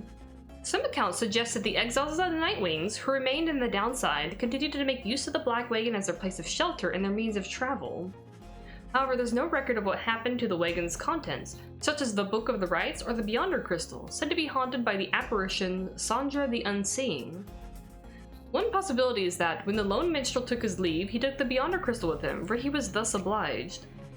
By this line of reasoning, however, the Black Wagon itself should have been taken also. Others remain skeptical that the Beyonder Crystal ever existed, or rather, that the visions that it granted were anything other than the result of an active imagination or a fever dream. The Bog Dwellers of the Southern Bogs offer still another explanation, for they are familiar with binding enchantments. If there existed such an object, in which the Sisters of the Arch had been expelled for more than 800 years, then the enchantment could have expired along with the light of the stars. Oh, I wonder. Well, she did say that, like, the others would go away, but she would remain. What this would have meant for Sandra and the Beyonders is difficult to say for certain, other than it may have meant that they were finally released. Nevertheless, the fates of Sandra and the Beyonder Crystal remain unknown. Yet those exiles of the Nightwings who claimed to have seen this apparition all spoke of her with degrees of reverence, or perhaps a little fear. Oh! Oh my god! Hold on, I gotta drink. Can you believe this, reader? Honestly. Sandra has appeared before you, as well as you could see. They are so far from the mark with all this nonsense, I want to laugh. In fact, here goes. She laughs. She's referring to the account of her. You sense she does not care for it.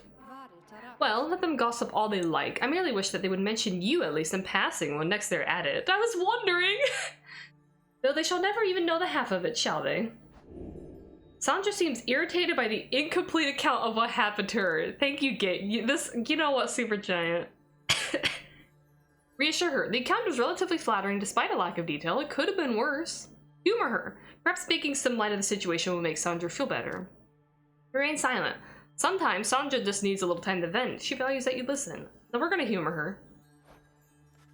You indicate to Sandra that the real truth of what happened between you would perhaps make too lascivious a tale to be told in such a format. She makes a bemused sound at this. Perhaps that story ought to get out then. To think that they would go to all the trouble to make literacy accepted once again, only to print such drivel. Anyway, let us keep going, lovely reader. We know the truth of it. That's what matters. Incredible. She fades into the Beyonder Crystal for now, and you tuck it away safe. Fantastic. Good job, game writers. I wonder if it was like, if Greg wrote most of this, or if it was some of the others were as well. Alright, let's do Gilman. Oh my god, this is gonna be so much reading, guys.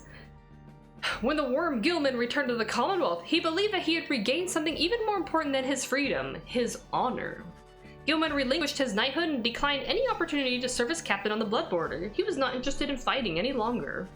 Yet, as is sometimes the case with those such as he, a circumstance soon came about in which there came a need for him to once again make use of his military training. He fought that night of the Scribe's return. He fought with all his might. He faced other worm knights, and he cared only for the cause. When the matter was at last put to rest, then Gilman truly knew his time as a knight had ended. He declared to all those in earshot that he would never fight again. Unless, of course, there arose some other extraordinary set of circumstances, again requiring him to fight, but he certainly hoped not. He still trained regularly, just in case, especially with his fleet-footed friend Rookie Greentail. He was always grateful for having studied under the Reader of the Nightwings, without whom he would never have completed his penance. Because of this, and perhaps because they were on opposite sides of the world now, Gilman dedicated his life to him. Aww. By that point, he had long forgotten about his days under the leadership of Sir Deluge, his former commander. That's good. Breaking free of his abusive leadership was the first step towards gaining a bit of self-respect. Good job, Gilman. Gilman never did return to his homeland of the Sea Dominion and was content to lead a monastic life of a small residence in the hills. Oh, nice. It was just high up enough to make him keep striving to conquer his sphere of heights. Other than that, an intense daily training regimen and the occasional visit from an old companion was more than enough to keep him optimistic and engaged. He knew by then that honor was not something to be won, but a contract with oneself to be renewed each day. Aww. Wonderful. Good job, Gilman. Let's read about your craven leader. All his life, Sir Deluge had fled from one danger only to find himself facing another. He had escaped the war-torn waters of the Sea Dominion, he'd escaped the Blood Border of the Commonwealth, and now he had escaped the Rites. After the Rites had ended, many exiles wrapped up in the ancient tests were crestfallen, as their last chances to return to their homes vanished along with the stars above. But Deluge did not mind, for this outcome meant that, at last, there was no burden of responsibility weighing down on him. While most of his fellow exiles of the Pyre hearts yet longed for the waters of the Sea Dominion, driven as ever by their impulses towards conflict, Deluge settled down. Oh my god! With him remained one of his companions, one Lady Seagrass, I remember that name, who had taken a liking to him for some reason. Reportedly, they disappeared into the waters of Worm Gulf, which may begin to explain the significant increase in worm population observed in the vicinity. I find it so fucking funny that this guy, like, what he wanted was to run away from every single responsibility, and in the end, he has a somewhat happy ending. Bro. That, you know, hell yeah, why not? Go for it, dude. Alright, Udmilde. After the cycle of the rites had ceased, Witch Udmilde returned to the Flagging Hands region, where she sealed herself within the Pit of Malith. There, even her fellow exiles of the Withdrawn allegedly grew unnerved after a time and left her to her vile work. Sometime later, the Pit of Malith erupted into flame. So intense was the conflagration that could be seen all the way from Jomir Valley. Arson was suspected, though the cause was never verified, and many bog dwellers in the region were forced to flee. A tempest blowing from the north finally quenched the flames. When at last the ashes settled and the grounds had cooled, the site of the fire was scarred beyond recognition. No trace of Witch Udmilde could be found. The fuck? Oh! As for the contents of the Pit of Malith, which notably include a profane object thought to be the remains of Islak, all of it was gone as well. Did she just like blow it all up? Back in the Saurian Union, Udmilde's repeated threats of the return of Islak were thoroughly investigated and no credence was found to any of her claims. I wonder if she blew it up on purpose because we, like, with Bertrand and everything, we were able to, like, severely take away some of her belief in Islak. That could have always been her fate, though. Maybe it would have been the same text, but a different meaning of, like, she was trying to bring him back and instead blew him up. Alright, let's hope Faye had a decent time. Long after the rites had ended, Faye admitted that she knew well before the fact that she would not be going home again. At least she had a very strong feeling. She ended up not minding very much because she had little to return to in the Commonwealth. Her sense of home had changed. Okay, thank God. This was my reading of her, so I'm glad that it worked out. She took to wandering from one celestial landmark to the next, ever paying homage to the 8 scribes, who she believed had influenced all that transpired. Oh, hi, Austin! Hey, thank you! I've reached the end of the game! So I'm reading all the many lengthy, epilogue texts for everyone. She was no stranger to traveling alone, but was always happy to have company. Among her friends, she always remained close with Tiso, who, more so than anyone, could always make her laugh. Yay! Though they could not see each other any longer, Faye often thought about Jodariel and spoke to her as though she were there. Oh! Faye never tried to make a decision without first consulting her idea of what Miss Jodariel might say. That's so cute! I hadn't quite realized how close they were. Oh. Whenever she felt genuine doubt, which is not very often, she sought out the reader of the Nightwings. Oh! If there was anyone whom she trusted as much as the scribes, it was him. Faye was always devoted to her faith, but more so to her friends. Oh. Her gentle manner and unwavering conviction often helped them brave a life in the downside, both with courage and with grace. Fantastic! I feel like I made pretty good decisions on who I set free. I gotta be real. I think I made some of the best decisions possible. As you can see, Austin, I set a certain someone else free up here in the corner. We'll get to what happened to him in a bit. I'm very curious. I purposely threw the match against him, and when he was told that he could pick who to go free, and then he was like lost in thought, I reached out to him mentally, and so he was able to see like Volfred was genuine about. I'm giving you a recap now. He was able to see that Volfred was genuine, and so then he turns around and he was like, I would like you to be free, pointing at me, the reader, to be free. But after sitting here for like 5 minutes, no joke, I decided to turn it back to him because I felt like he had won fair and square, even though I threw the match. He won twice, and I thought that he genuinely deserved to go free. Although I did say if I still have time tonight, and if the game autosaved like right before the match and it doesn't save over it, I kind of want to take the other option and see what changes if I go free instead. But anyway, that's oh man, it's been so long since we've talked to Ruki. After Ruki Greentail earned back his freedom, he returned to a lavish welcome ceremony in the Commonwealth, as was the tendency for liberated exiles. It was everything he could have hoped for, and soon he was well off, surrounded by luxury and choosing between various exciting opportunities. However, he must have given in to his better judgment, as he did end up siding with Volfred Sandalwood's revolutionary forces, as he promised. I knew I could count on you. On the night of the scribe's return, Greentail kept busy barking orders to Volfred's agents as situations grew tenser. He took rather well to leadership. When dawn finally came and it became clear that the Commonwealth and everybody knew would be no more, he realized many new opportunities awaited.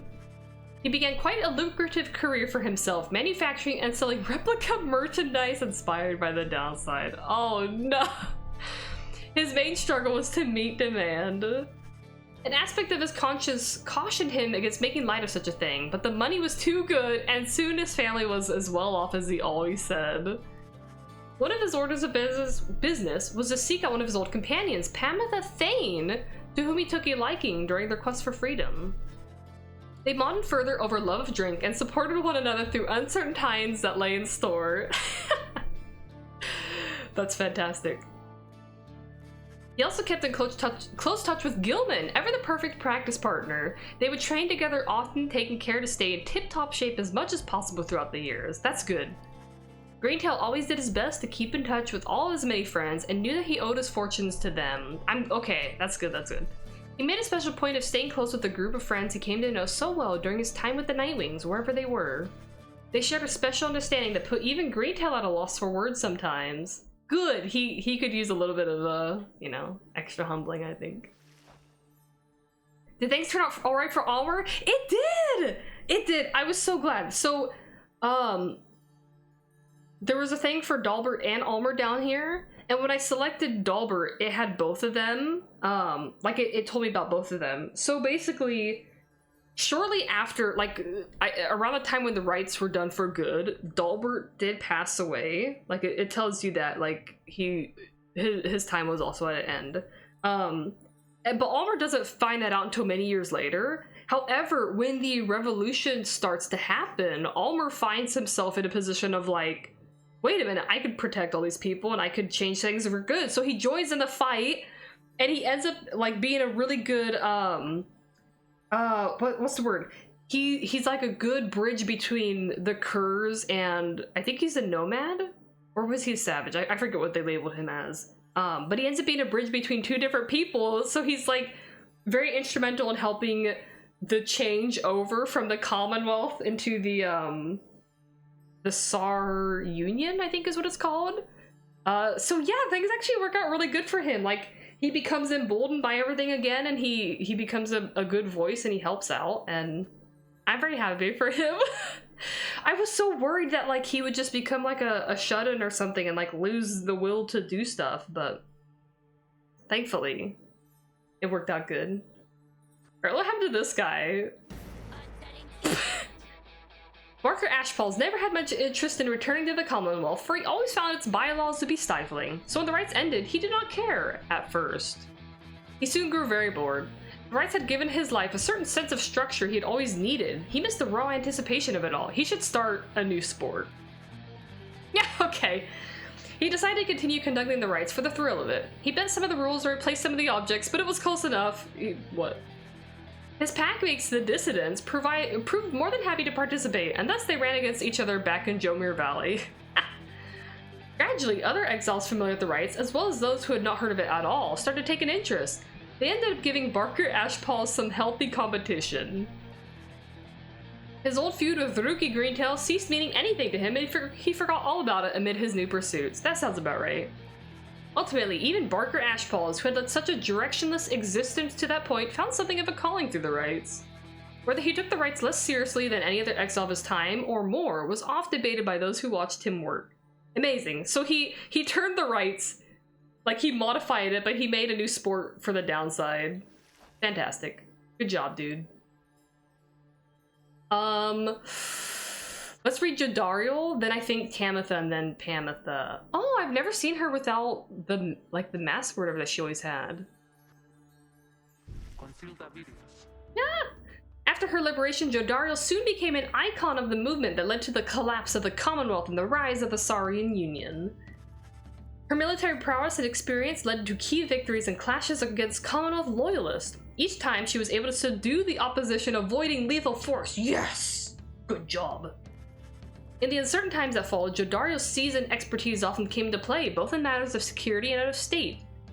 God, so many people I could see would just be, like, admiring her all the time, like, oh my god, she's so good. For instance, she conscripted and trained a team of volunteers in public safety. The community did not know what to make of such a cordial bunch at first, but soon came to value their service. Aww. They have stood for the people ever since, and we celebrate their founding day each year. She remained close with Headwood all through this experience, and they supported each other through their struggles many, many times. She often had to stop herself from fearing for Faye, who she'd try to look after as much as possible on the downside. Oh, Faye's doing good. Soon, she would reassure herself that Faye was very capable of surviving on her own, and, in fact, she was not mistaken. She continued training on her own, a regimen that grew stricter with each passing year. There were those who sought to train with her, and sometimes she obliged. There remained one other constant in her life. She would always remember her days among the Nightwings, and with fondness for the most part. Oh, good, very good, very good.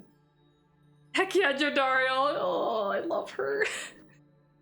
Alright, Tamitha, what happened to you, huh? Throughout her exile, Tamitha Thane was motivated by a single goal: to return to the Commonwealth and exact vengeance on her ancient enemies. When she realized the rites had ended and that she would never see her mountain home again, she nonetheless remained determined to aid her people however possible. She had gathered certain information pertaining to the intentions of the Nightwings, who had formed a pack to regroup on the other side after the liberation. Other such reports exposed certain weaknesses in the Commonwealth defenses and revealed to the Highwing Remnants the opportunity for a risky but potentially impactful strike. Though Tamitha could not participate in the assault, she nonetheless contributed to its success. She later learned her sisters of the Highwing Remnants called out her name as a battle cry as they swooped down upon their enemies. Oh! Soon after the fall of the Commonwealth, Tamitha learned her blood sister, Pamitha, was an accessory to the successful outcome. Tamitha was very skeptical of this, but as similar reports kept mounting, she soon accepted the prevailing opinion, however grudgingly. Once, a messenger imp arrived, bearing some sort of message, seemingly from Pamitha. However, Tamitha turned it away. She would not give in to an impulse to forgive. Girl... Knowing that the conflict on the other side had ended, Tamitha retreated to the crags of Black Basin and grew ever more distant. Those closest to her surmised that her inability to reconcile with her blood sister was at the heart of this, though for her part, Tamitha never once admitted to any such weakness. Oh, I'm so curious. I wonder if you let her go free, if they would have reunited. But, as you know, she made her choices. Like, she wouldn't even hear her sister's messages. You know what? Girl. Oh, look at her. Oh, I love her wings being, like, covered in that, too. After regaining her freedom, Pamitha Thane found herself in a difficult position. Oh boy, I gotta drink some water. Hold on.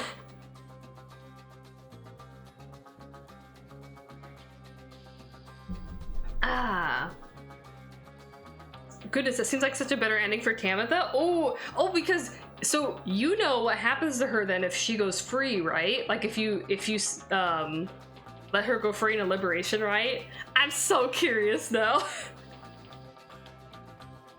If you remember, at least you could, and you feel like it, you can always let me know. Yes, yeah, yes, please go for it. I want to know now because I'm not going to be able to go. I'm probably not going to do that. I mean, I might do it if I played the game again. I don't know yet. After regaining her freedom, Pamitha Thane found herself in a difficult position. Having once betrayed her people, the Highwing Remnants, she knew that she could not be welcome in her native home.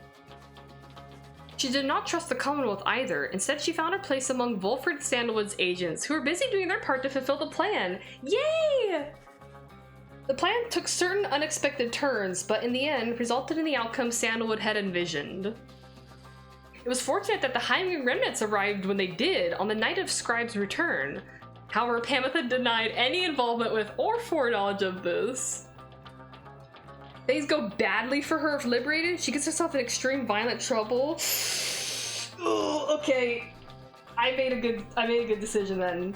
See, my thought, right, was that even though Pamitha was like, let her go, you know, please let her get this win, I was like, Tamitha is outright stating that she wants to, like, destroy the entire Commonwealth. I believe letting Tamitha win is one of the few ways to actively lower the percentage of plan success. Oh, that makes so much sense. Man, you know, I never even considered the idea of, like, the plan success being lowered in that regard, but that makes a lot of sense. Okay, but on the other hand, Pamitha going free. Pamitha was able to guide the Highwing Remnants to arrive on the night of the Scribe's return, so that way they could help usher in a new country here. Hold on, my headphones are beeping at me. They're low on battery again. I know I should have plugged them in earlier, but well. Afterward, Pamitha played an active part in negotiating terms between the Highwing Remnants and a new nation that would become our Saurian Union. Her previous attempt at something of the sort led to her exile. She must have felt some satisfaction to succeed this time around. Yay! Sometime later, Pamitha had an unexpected run-in with Rookie Greentail, with whom she had spent a fair amount of time while traveling with the Nightwings. Under these new set of circumstances, it turned out the two had more to talk about, and rather more in common. They would often put to test which one was able to outdrink the other. It is unclear as to which one of them prevailed in that contest in the end. Incredible. One day, Pamitha received an invitation to return to the Highwing Remnants, where she was to be fully pardoned.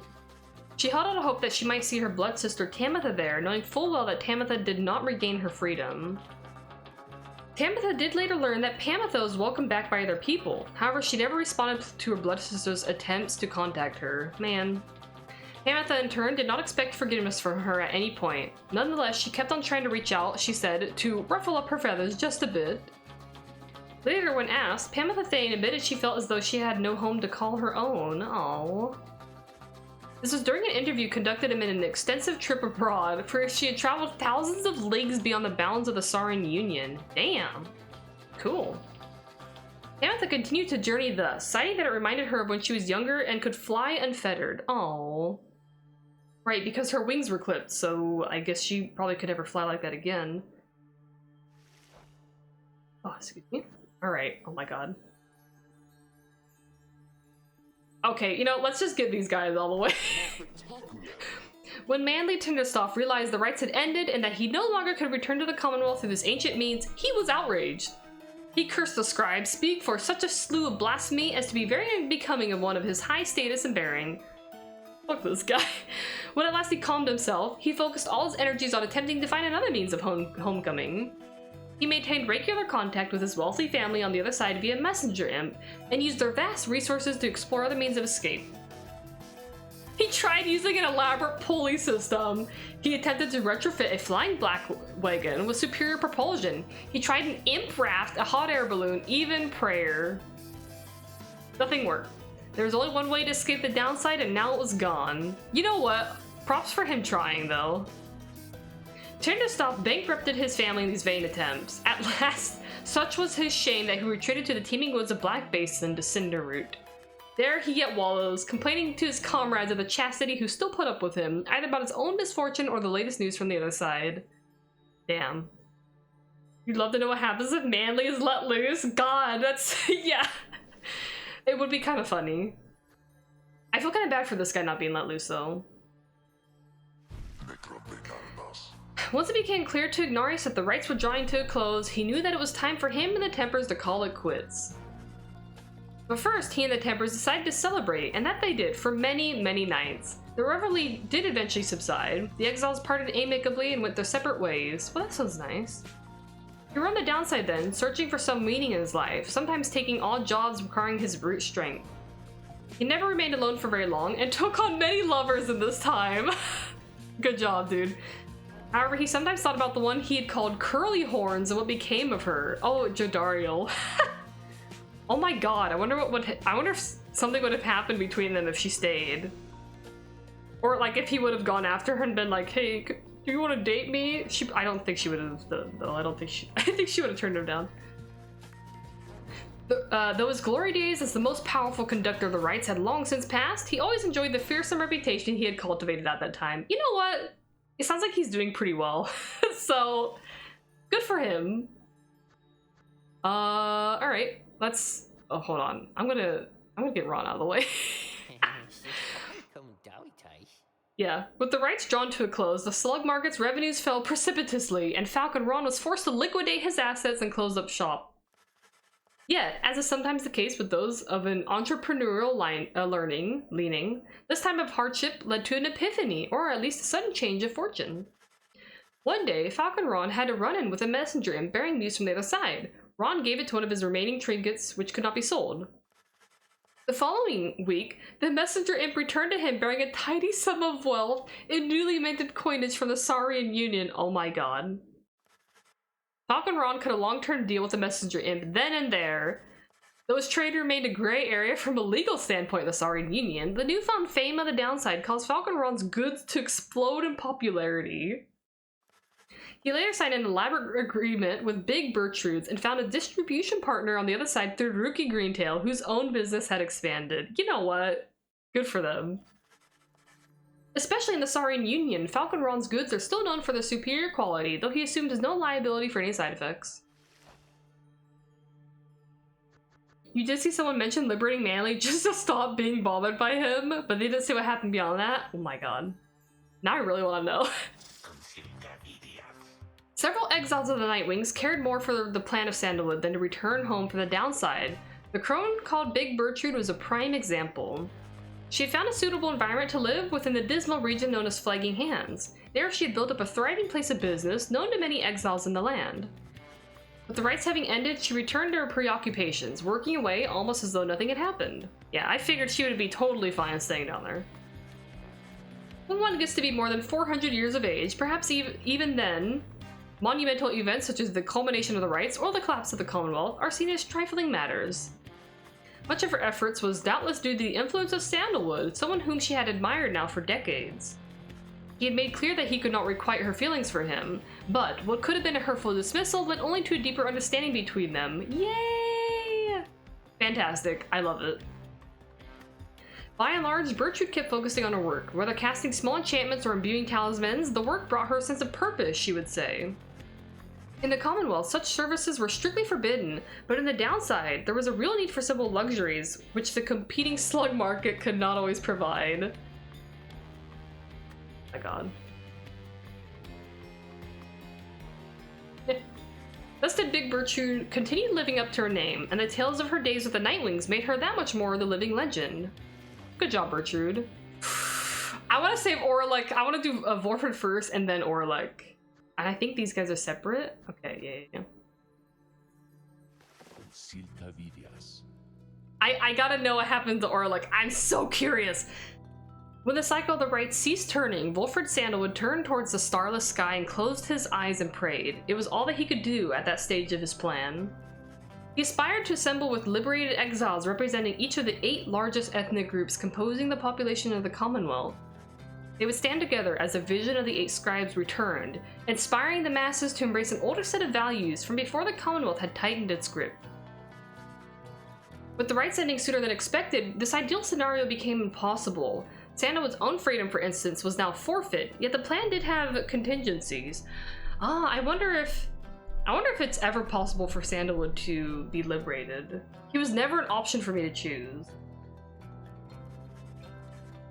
Word reached him that on the night of the scribe's return, several of his fellow liberated Nightwings stood together, and their voices echoed through the streets. Yay! Oh my god, I should drink more water. It was vital to Sandalwood that this stand against the Commonwealth be peaceful in nature, but this proved to be untenable, especially if their high-wing remnants appeared. There's speculation about that their well-timed assault may not have happened by coincidence, though Sandalwood denied any involvement and regretted the bloodshed. Well, you know. It's hard to have a completely peaceful revolution of that magnitude. Nevertheless, the main thrust of the plan had been achieved.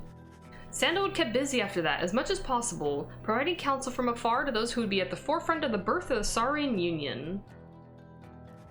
Of course, being stranded in the downside meant that there was only so much he could do. Resting assured that the future of the nation was in capable hands, he turned his attention to the remaining exiles of the downside. They might never return to that new nation, but at least they could experience its triumphs and its struggles in some vicarious way. So he took to his old work, writing and printing. Oh, good. As literacy began to spread again throughout the Saurian Union, so too did exiles of the downside take to it. For his part, Sandalwood helped to teach as many as he could. Great, wonderful. More than that, he provided the material to read, a semi-annual report about the latest events, both in the Saurian Union and the downside. Oh my god. Fucking newspaper. This periodical gave many exiles something to look forward to. Fantastic! One of his allies in all this was the imp, Tizo, with whom had traveled all across the downside. Sandalwood often cited Tizo as the wellspring of his own enthusiasm for a brighter future, such was the creature's spirit. He welcomed the company of the reader of the Nightwings at every opportunity and counted him as a trusted friend and a keen editor. Yeah! I think my reader would be happy with this life, honestly. I don't see how my reader would have had any regrets doing this and being able to hear what happened. He was pleased to hear that his one-time friend, Orlick, had once become a productive member of society. I gotta know! Yet he spoke little of their time together. As Wolfred Sandalwood gained more fame throughout this land for all of his sacrifices and his contributions, it is said that he remained steadfast about 2 things. The first was that the cause itself ought to remain in focus, the freedom that the people had achieved. It was a gift to be cherished, a set of values that needed to be nurtured. The second point he made was that he himself had little to do with the outcome. He would often praise the exiles of the Nightwings who'd stood with him, each in turn by name. He never forgot any of them. Oh, wonderful. Man. One day, to commemorate his birthday, the people of the Saurian unveiled a monument depicting him and the Nightwings as imagined in their prime. Fantastic. While Sandalwood did not learn of it until much later, it is said that he was moved to tears then by the gesture. Oh! It is since ensured that those of us with memories more fallible than that of Sandalwood likewise remember the achievements of his fellow former exiles and our cause. Oh, that's wonderful. Oh my god, okay. I did everything I could to get this guy out of here, and it worked. I want to see the fruits of my labor as soon as I drink more water.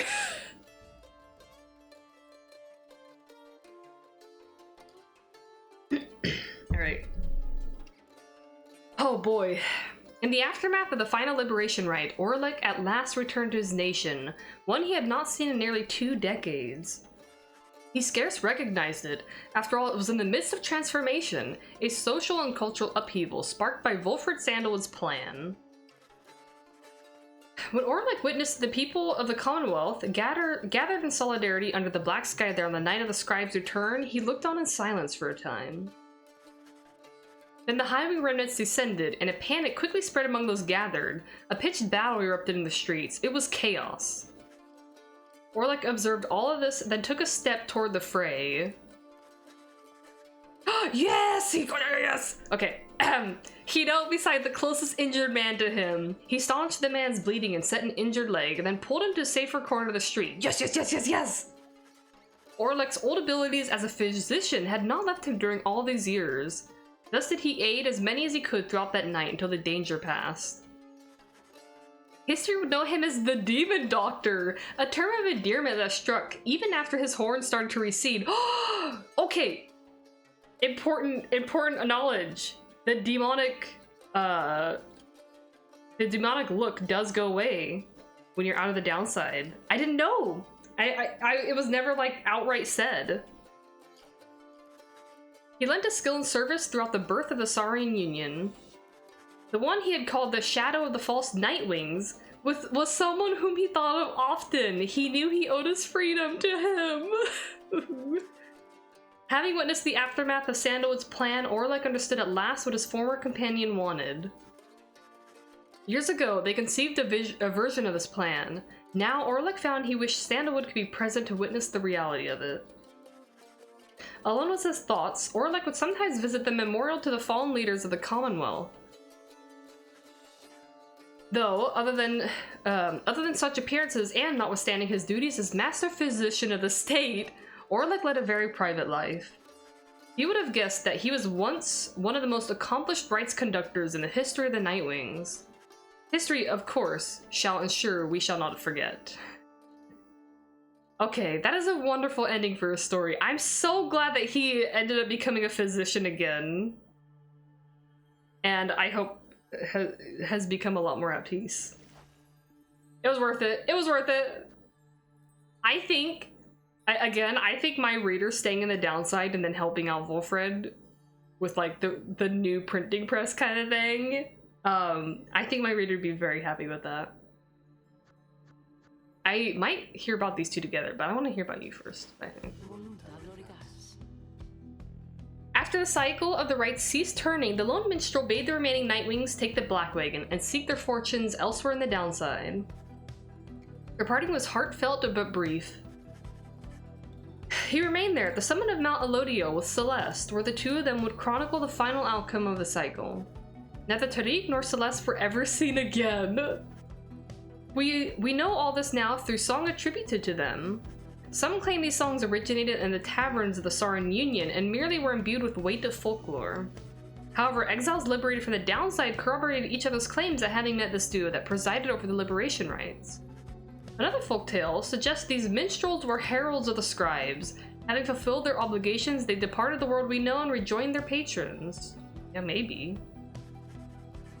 One of their famous songs describes another simpler outcome, that the two gave up their duties to the rites in favor of a life they could share together. That's it! That's my canon, right there!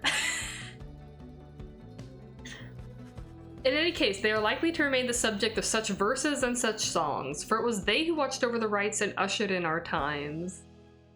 Yay! They're living happily ever after. Oh my god. There's one more count which warrants mention. Oh, this theme. The Nightwings conducted their rites under the guidance of a reader. Little is known of him. It's me!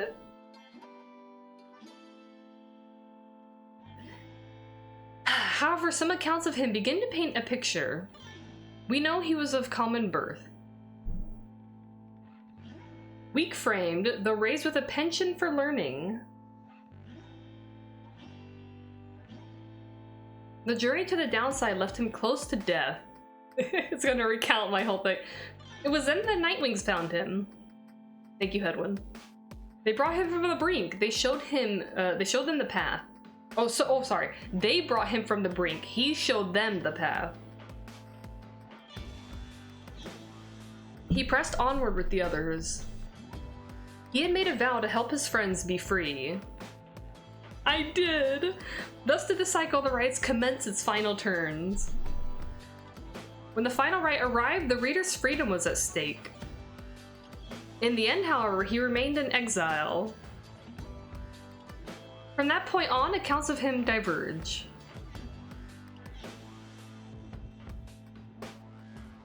It is said the voice which troubled him he never heard again. Yeah, fuck that voice. Oops, I almost skipped through that. Some say he helped improve the lives of other downside exiles, though whether that is true, only he knows. The game's telling you, like, hey, you make up your own headcanon for this. Someday, perhaps, that reader's own star shall emerge. Then it shall pierce the dark of night in all its brilliant glory. Until such time and ever after, all of us give thanks. I found a video that shows all the ending variations for each character. Manly attempts to claim he's the Sap-Scribe Reborn, and at best helps stall a riot by causing people to laugh at him. Okay, that's pretty great. At worst, there's varieties of him running away in fear and being found cowering, rather fitting. Oh boy. So he's kind of a little bit useless, maybe, regardless of what despite all of his many boasts and bribery, he's still kind of useless.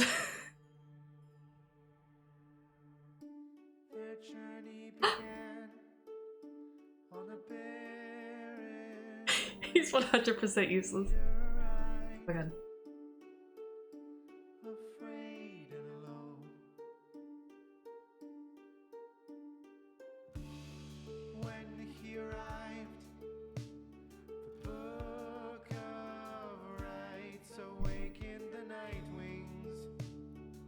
Oh my gosh, this is nice.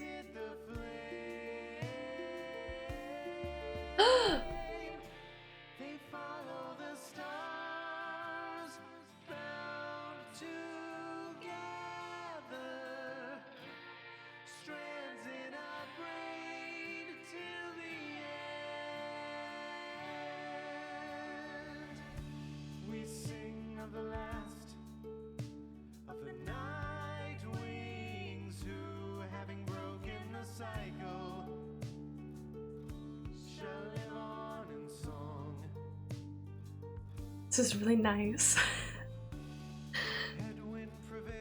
Ah! Oh! God. The art.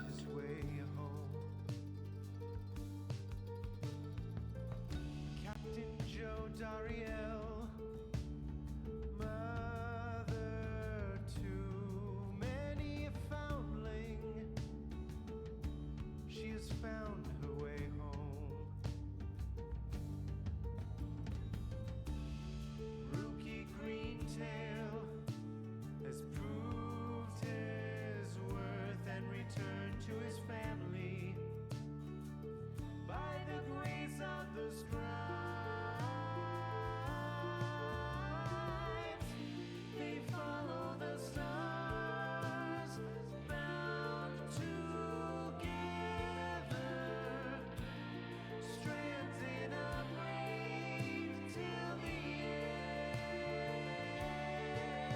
This art is so pretty. touched girl, my god. The scribes in the heart of the downside. Oh. She remained to the end. Tears though the wise, ever faithful to the cause of the Nightwing. The why? He remained to the end.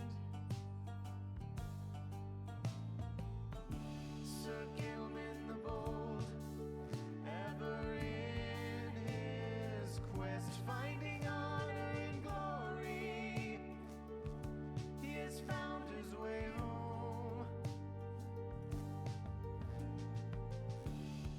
Pameth the Thane, having pleased the scribe, Oh. need forgiveness.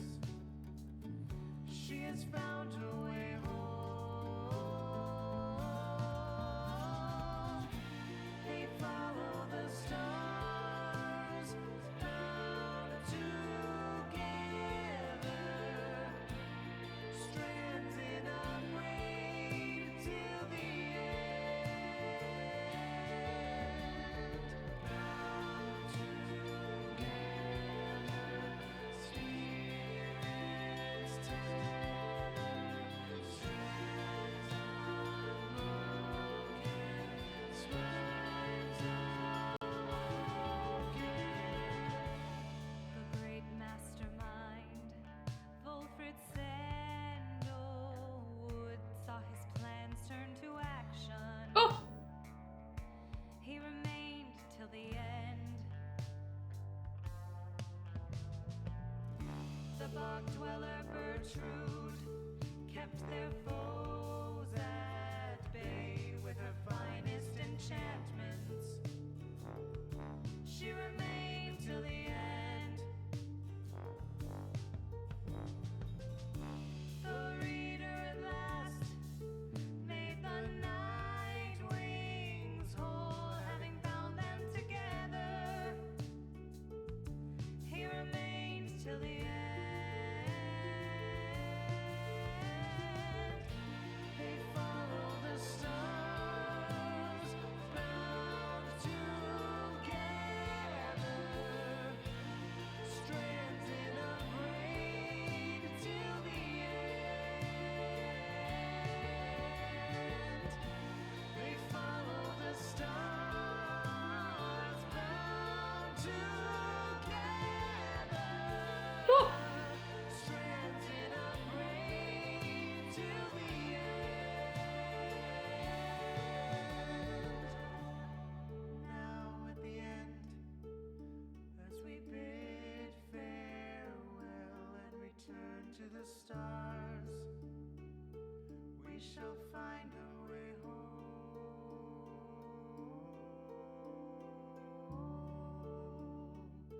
We shall find our way home.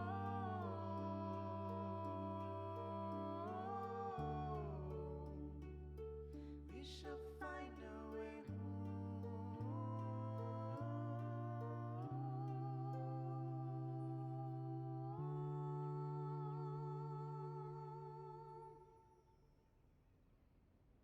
My god, that's so fucking cool. Whoa.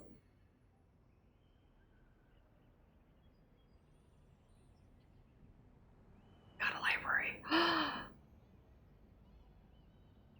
Literacy is back, baby.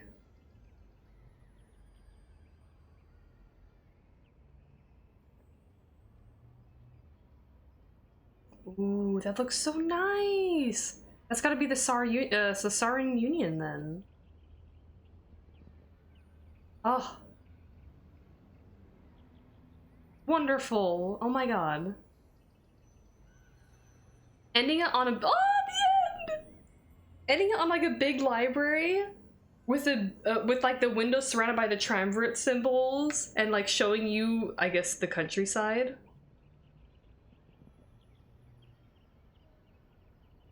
True Nightwing campaign mode unlocked? Oh! What does that mean? What the fuck? What? Hold on, okay. I'm not gonna click anything just yet. Hold on. We got a little emotional there. Was Tizo liberated? He was not. No, he I kept him in the downside. I was like, he'll be fine if he stays here. Well, he must have variations of the credit song. That's exactly what I was thinking. Yeah, versions for each of your party members' fates spliced together. That's so cool. Yeah, the moment I realized it was telling you like, oh, this person was liberated basically, and this person remained. I was like, oh my god, they have to like this song could be so different. Relatively speaking, right? What a cool, how fantastic! What a good job! Oh my god! Like what a good job, Supergiant Games! What the fuck? What a wonderful game! Oh my god! I cannot believe it took me this long to play this game. Usually very bad at understanding lyrics. You could hear they were mentioning each character, but you failed to realize it was following what happened. I mean, understandable. I also sometimes have a lot of trouble with lyrics for songs. Which is why I was also trying to be as quiet as possible, because I'm like, I like to just listen to this stuff. If I get a vocal song in a Supergiant game, I'm gonna listen to it. This is what an amazing game. Holy moly, like... There's a lot of reading, so there's a small part of me that's like, oh my god, thank goodness I don't have to be reading quite so much right now. But we'll see. What is this True Nightwing campaign mode? I mean, am I done with the game yet? Who knows? Maybe not. But yeah, amazing. I've loved the story of this game. I thought the gameplay was really fun. I really enjoyed the rites. I'm a sucker for games that don't have what did Baby Carrots call it earlier, like a lose state. So like even if you lose, the plot still goes on and it changes how the end turns out. I'm a sucker for that kind of stuff. I love it. I love having all these multiple choice options that things can happen, because it doesn't really feel like I'm losing. It feels like I'm witnessing a story unfold that it otherwise, like, that's going to be unique to me. So like my first playthrough is probably different from a lot of other people's first playthroughs, you know? All the little decisions you make, and then you get to read what happens to the characters at the end, and you get this song dedicated to them. Like, everyone's gonna have something probably slightly different, and that's so fun. I love it. Seems fitting for Tizo. When you saw the picture in the ending, it took it to mean he was with Faye, but in retrospect is before liberation. Well, technically he is with Faye because she also wasn't liberated. I also left her down there. She was the one I picked for the last liberation, right?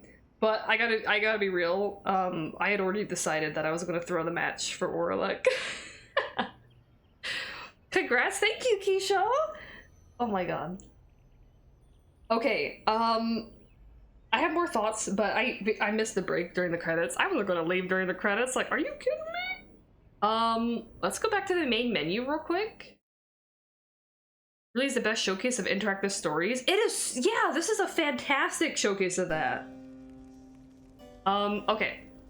Here's what I'm gonna do. I'm gonna take a quick break. Because I need to get some more water.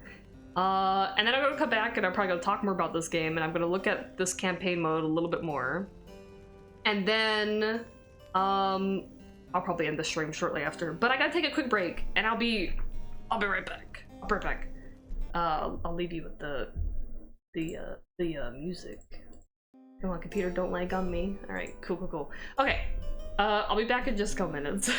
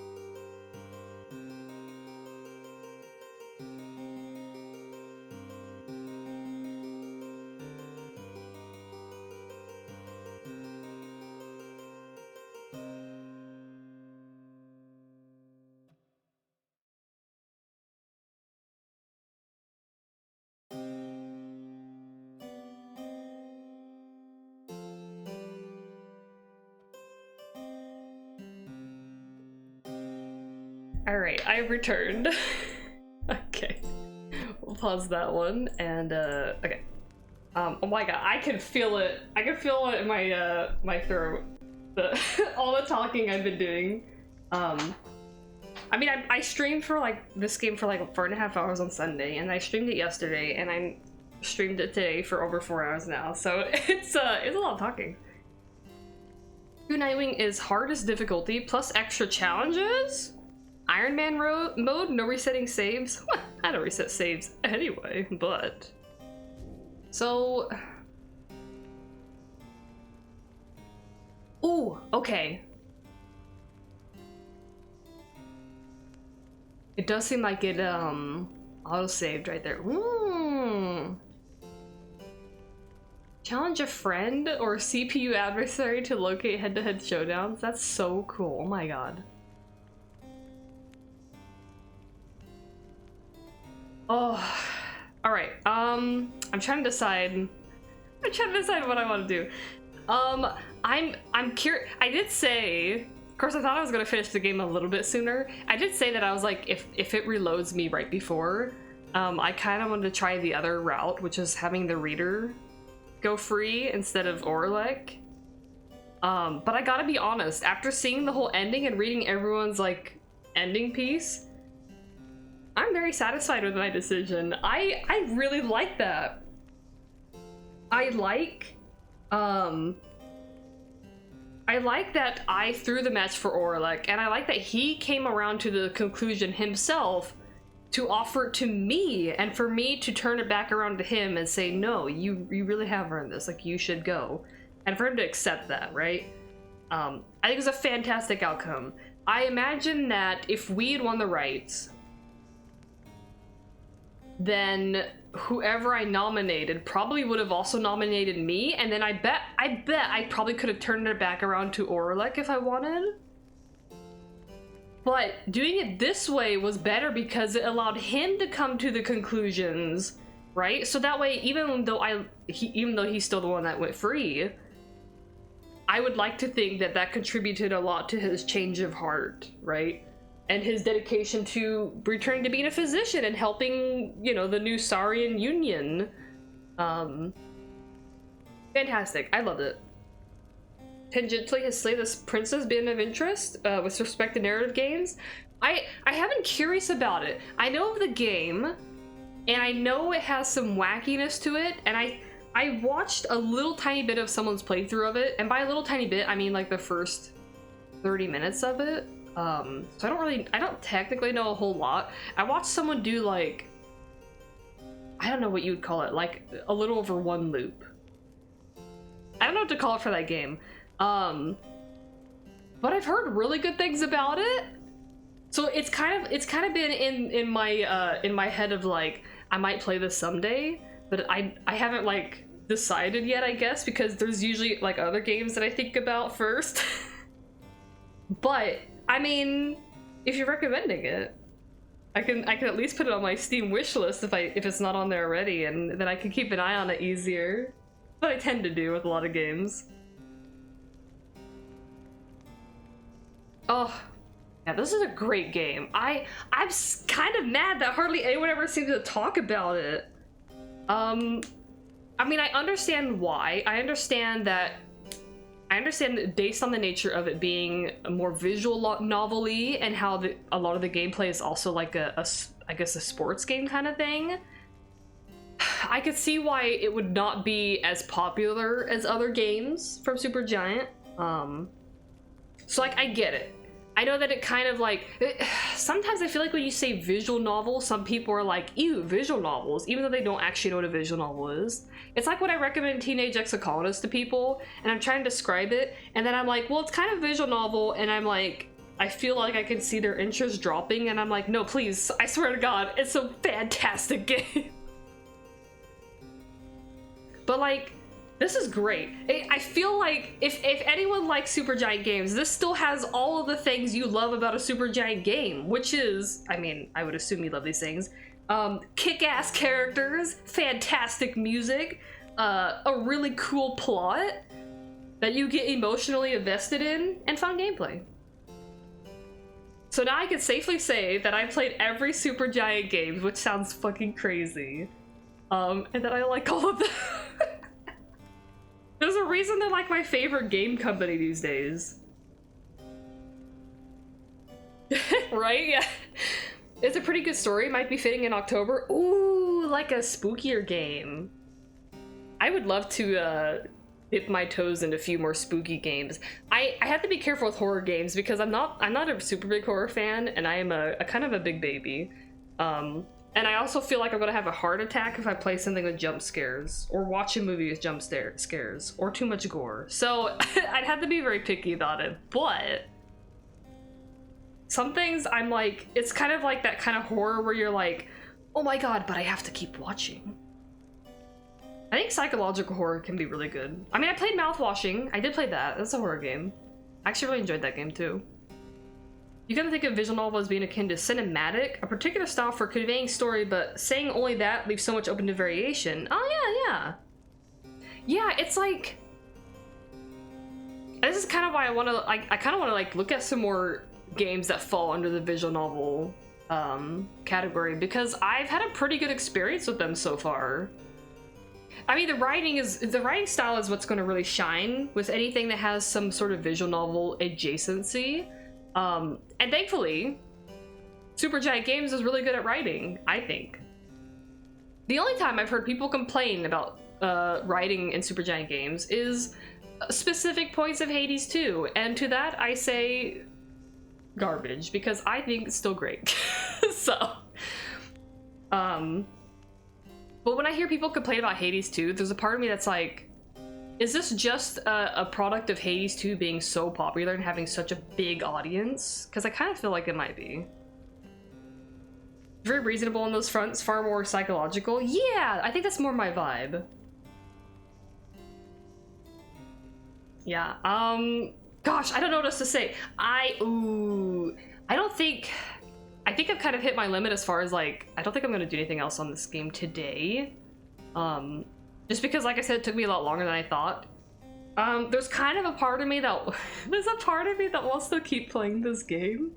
Now, I don't know if I will or not, because like I said, even though I'm having a lot of fun with it and there's a lot of variation, which means more likely that I could jump into like another playthrough and enjoy it.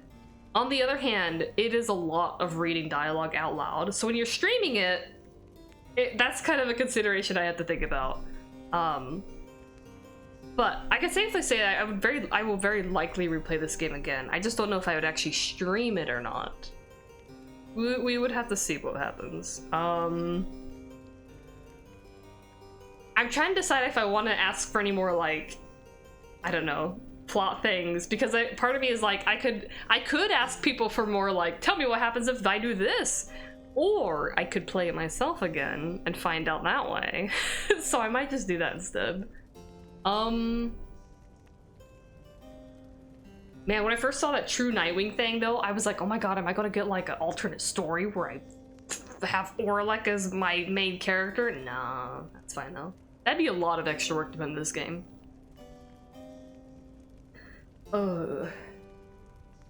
It's a very interesting route to go down, failing in every single match. Yeah, I'm so curious. That's gotta, yeah, because they would have had to write like a bunch of different alternatives for all that stuff. Man. Yeah, see, like, I want to know what happens, but I don't think I want people to tell me right now, because I might want to like poke at that information at my own pace and or play it myself to try some things. So,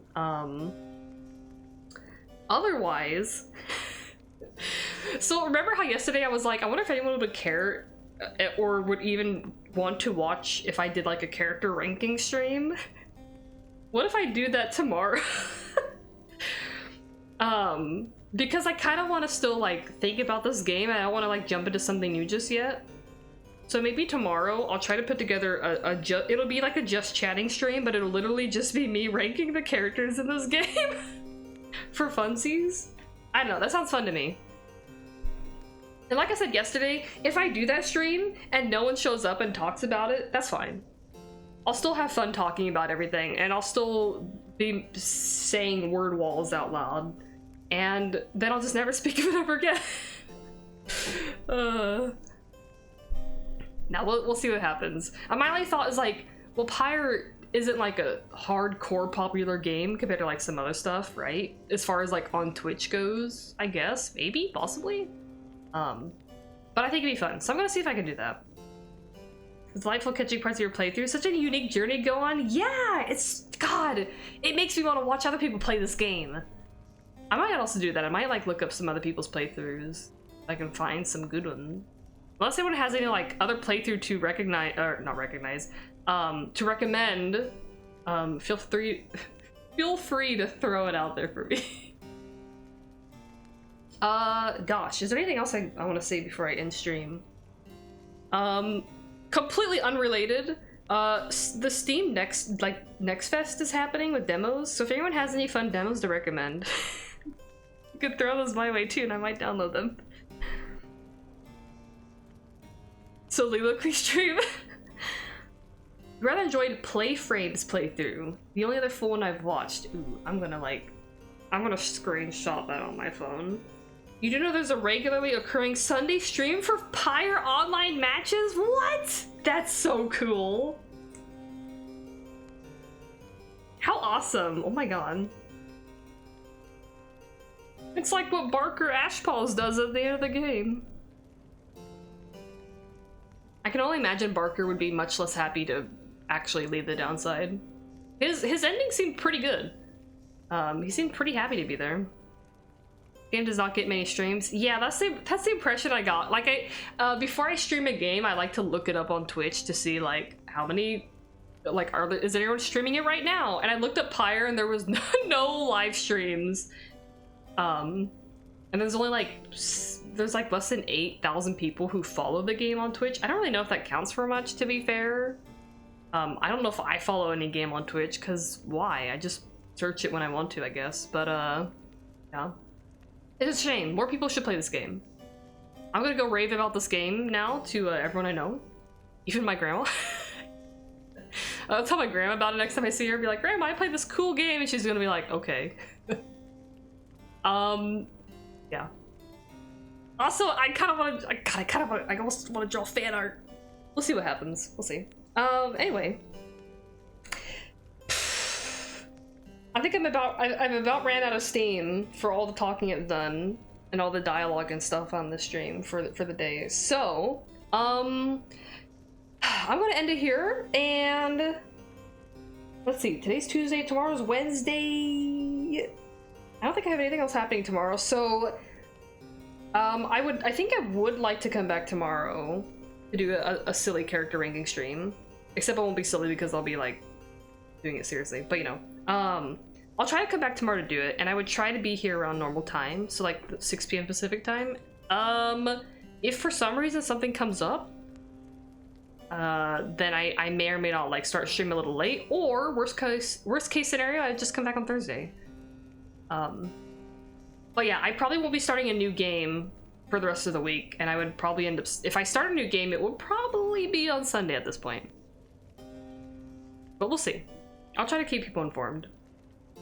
So much to narrate. It is a lot to narrate. I was kind of intimidated when I started this game. I was like, oh my god. I gotta narrate all this stuff out loud and I gotta give voices, but you know what? It'd be really, really fun.